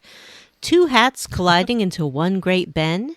Daniel Wood, Gigantified Microspace Hamster, T. Balders, I Hardly Know Her Bumpkins, Joshua W. Roxon, Ross Hartley, Justin Ham, Friend of DeSoto Aaron O'Toole, AJL, Mike Barno, Tracy the Borg Queen, Esteban Gonzalez, Lexa Varial, Northern Loon, and Joshua Rose.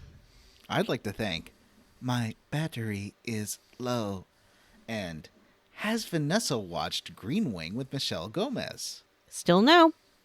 Do Good Recklessly, Mary Queen of Scoffs, Sean Walsh, Loafing Around, Eduardo Franco, Welcome to Cute Boy Jail, Honk Honk, David Chook, Andy Smith, Anthony Lerma, and Hey, it's me, Imoen, Sexy Grandma's Retirement Home, Nick, Dilly Dally Shilly Shally, Sean Gonzalez, Wishbone is Gay, and Wedgecoon. Boop. All right, that's it for this episode of Square Roots. If you'd like to send us an email to have read on the air, our email address is squarerootspodcast@gmail.com. Come join our Facebook group, the Square Roots Podcast group for smart, cool, very attractive people. Or find us on Blue Sky, squarerootspod.bsky.social. If you just look up Square Roots Pod, it's probably going to point you to the right. Yeah, you'll find us on there. Please rate, review, and subscribe on iTunes, Ghana, or wherever you listen to podcasts. As of yesterday, Stitcher is no longer a thing, so you can't listen to us there. Thanks to Stephen Rip. Morris for our Square Roots theme. You can find Stephen on Twitter as Beige on Beige and on YouTube. Links in the show notes. So where am I going to listen to the Neighborhood Listen now? Where am I going to listen to all those Earwolf podcasts? happening Wherever with you get your those? podcasts. I don't know. But before I could listen to them commercial free. Oh. And actually, Neighborhood Listen was premium only. Oh. So I hope that they put it somewhere. Well, I just don't know, Johnny. All right. Well, for Square Roots, I am Jim Banks. I'm Matthew Van Zandt and Johnny Brandon. Vanessa. Bye.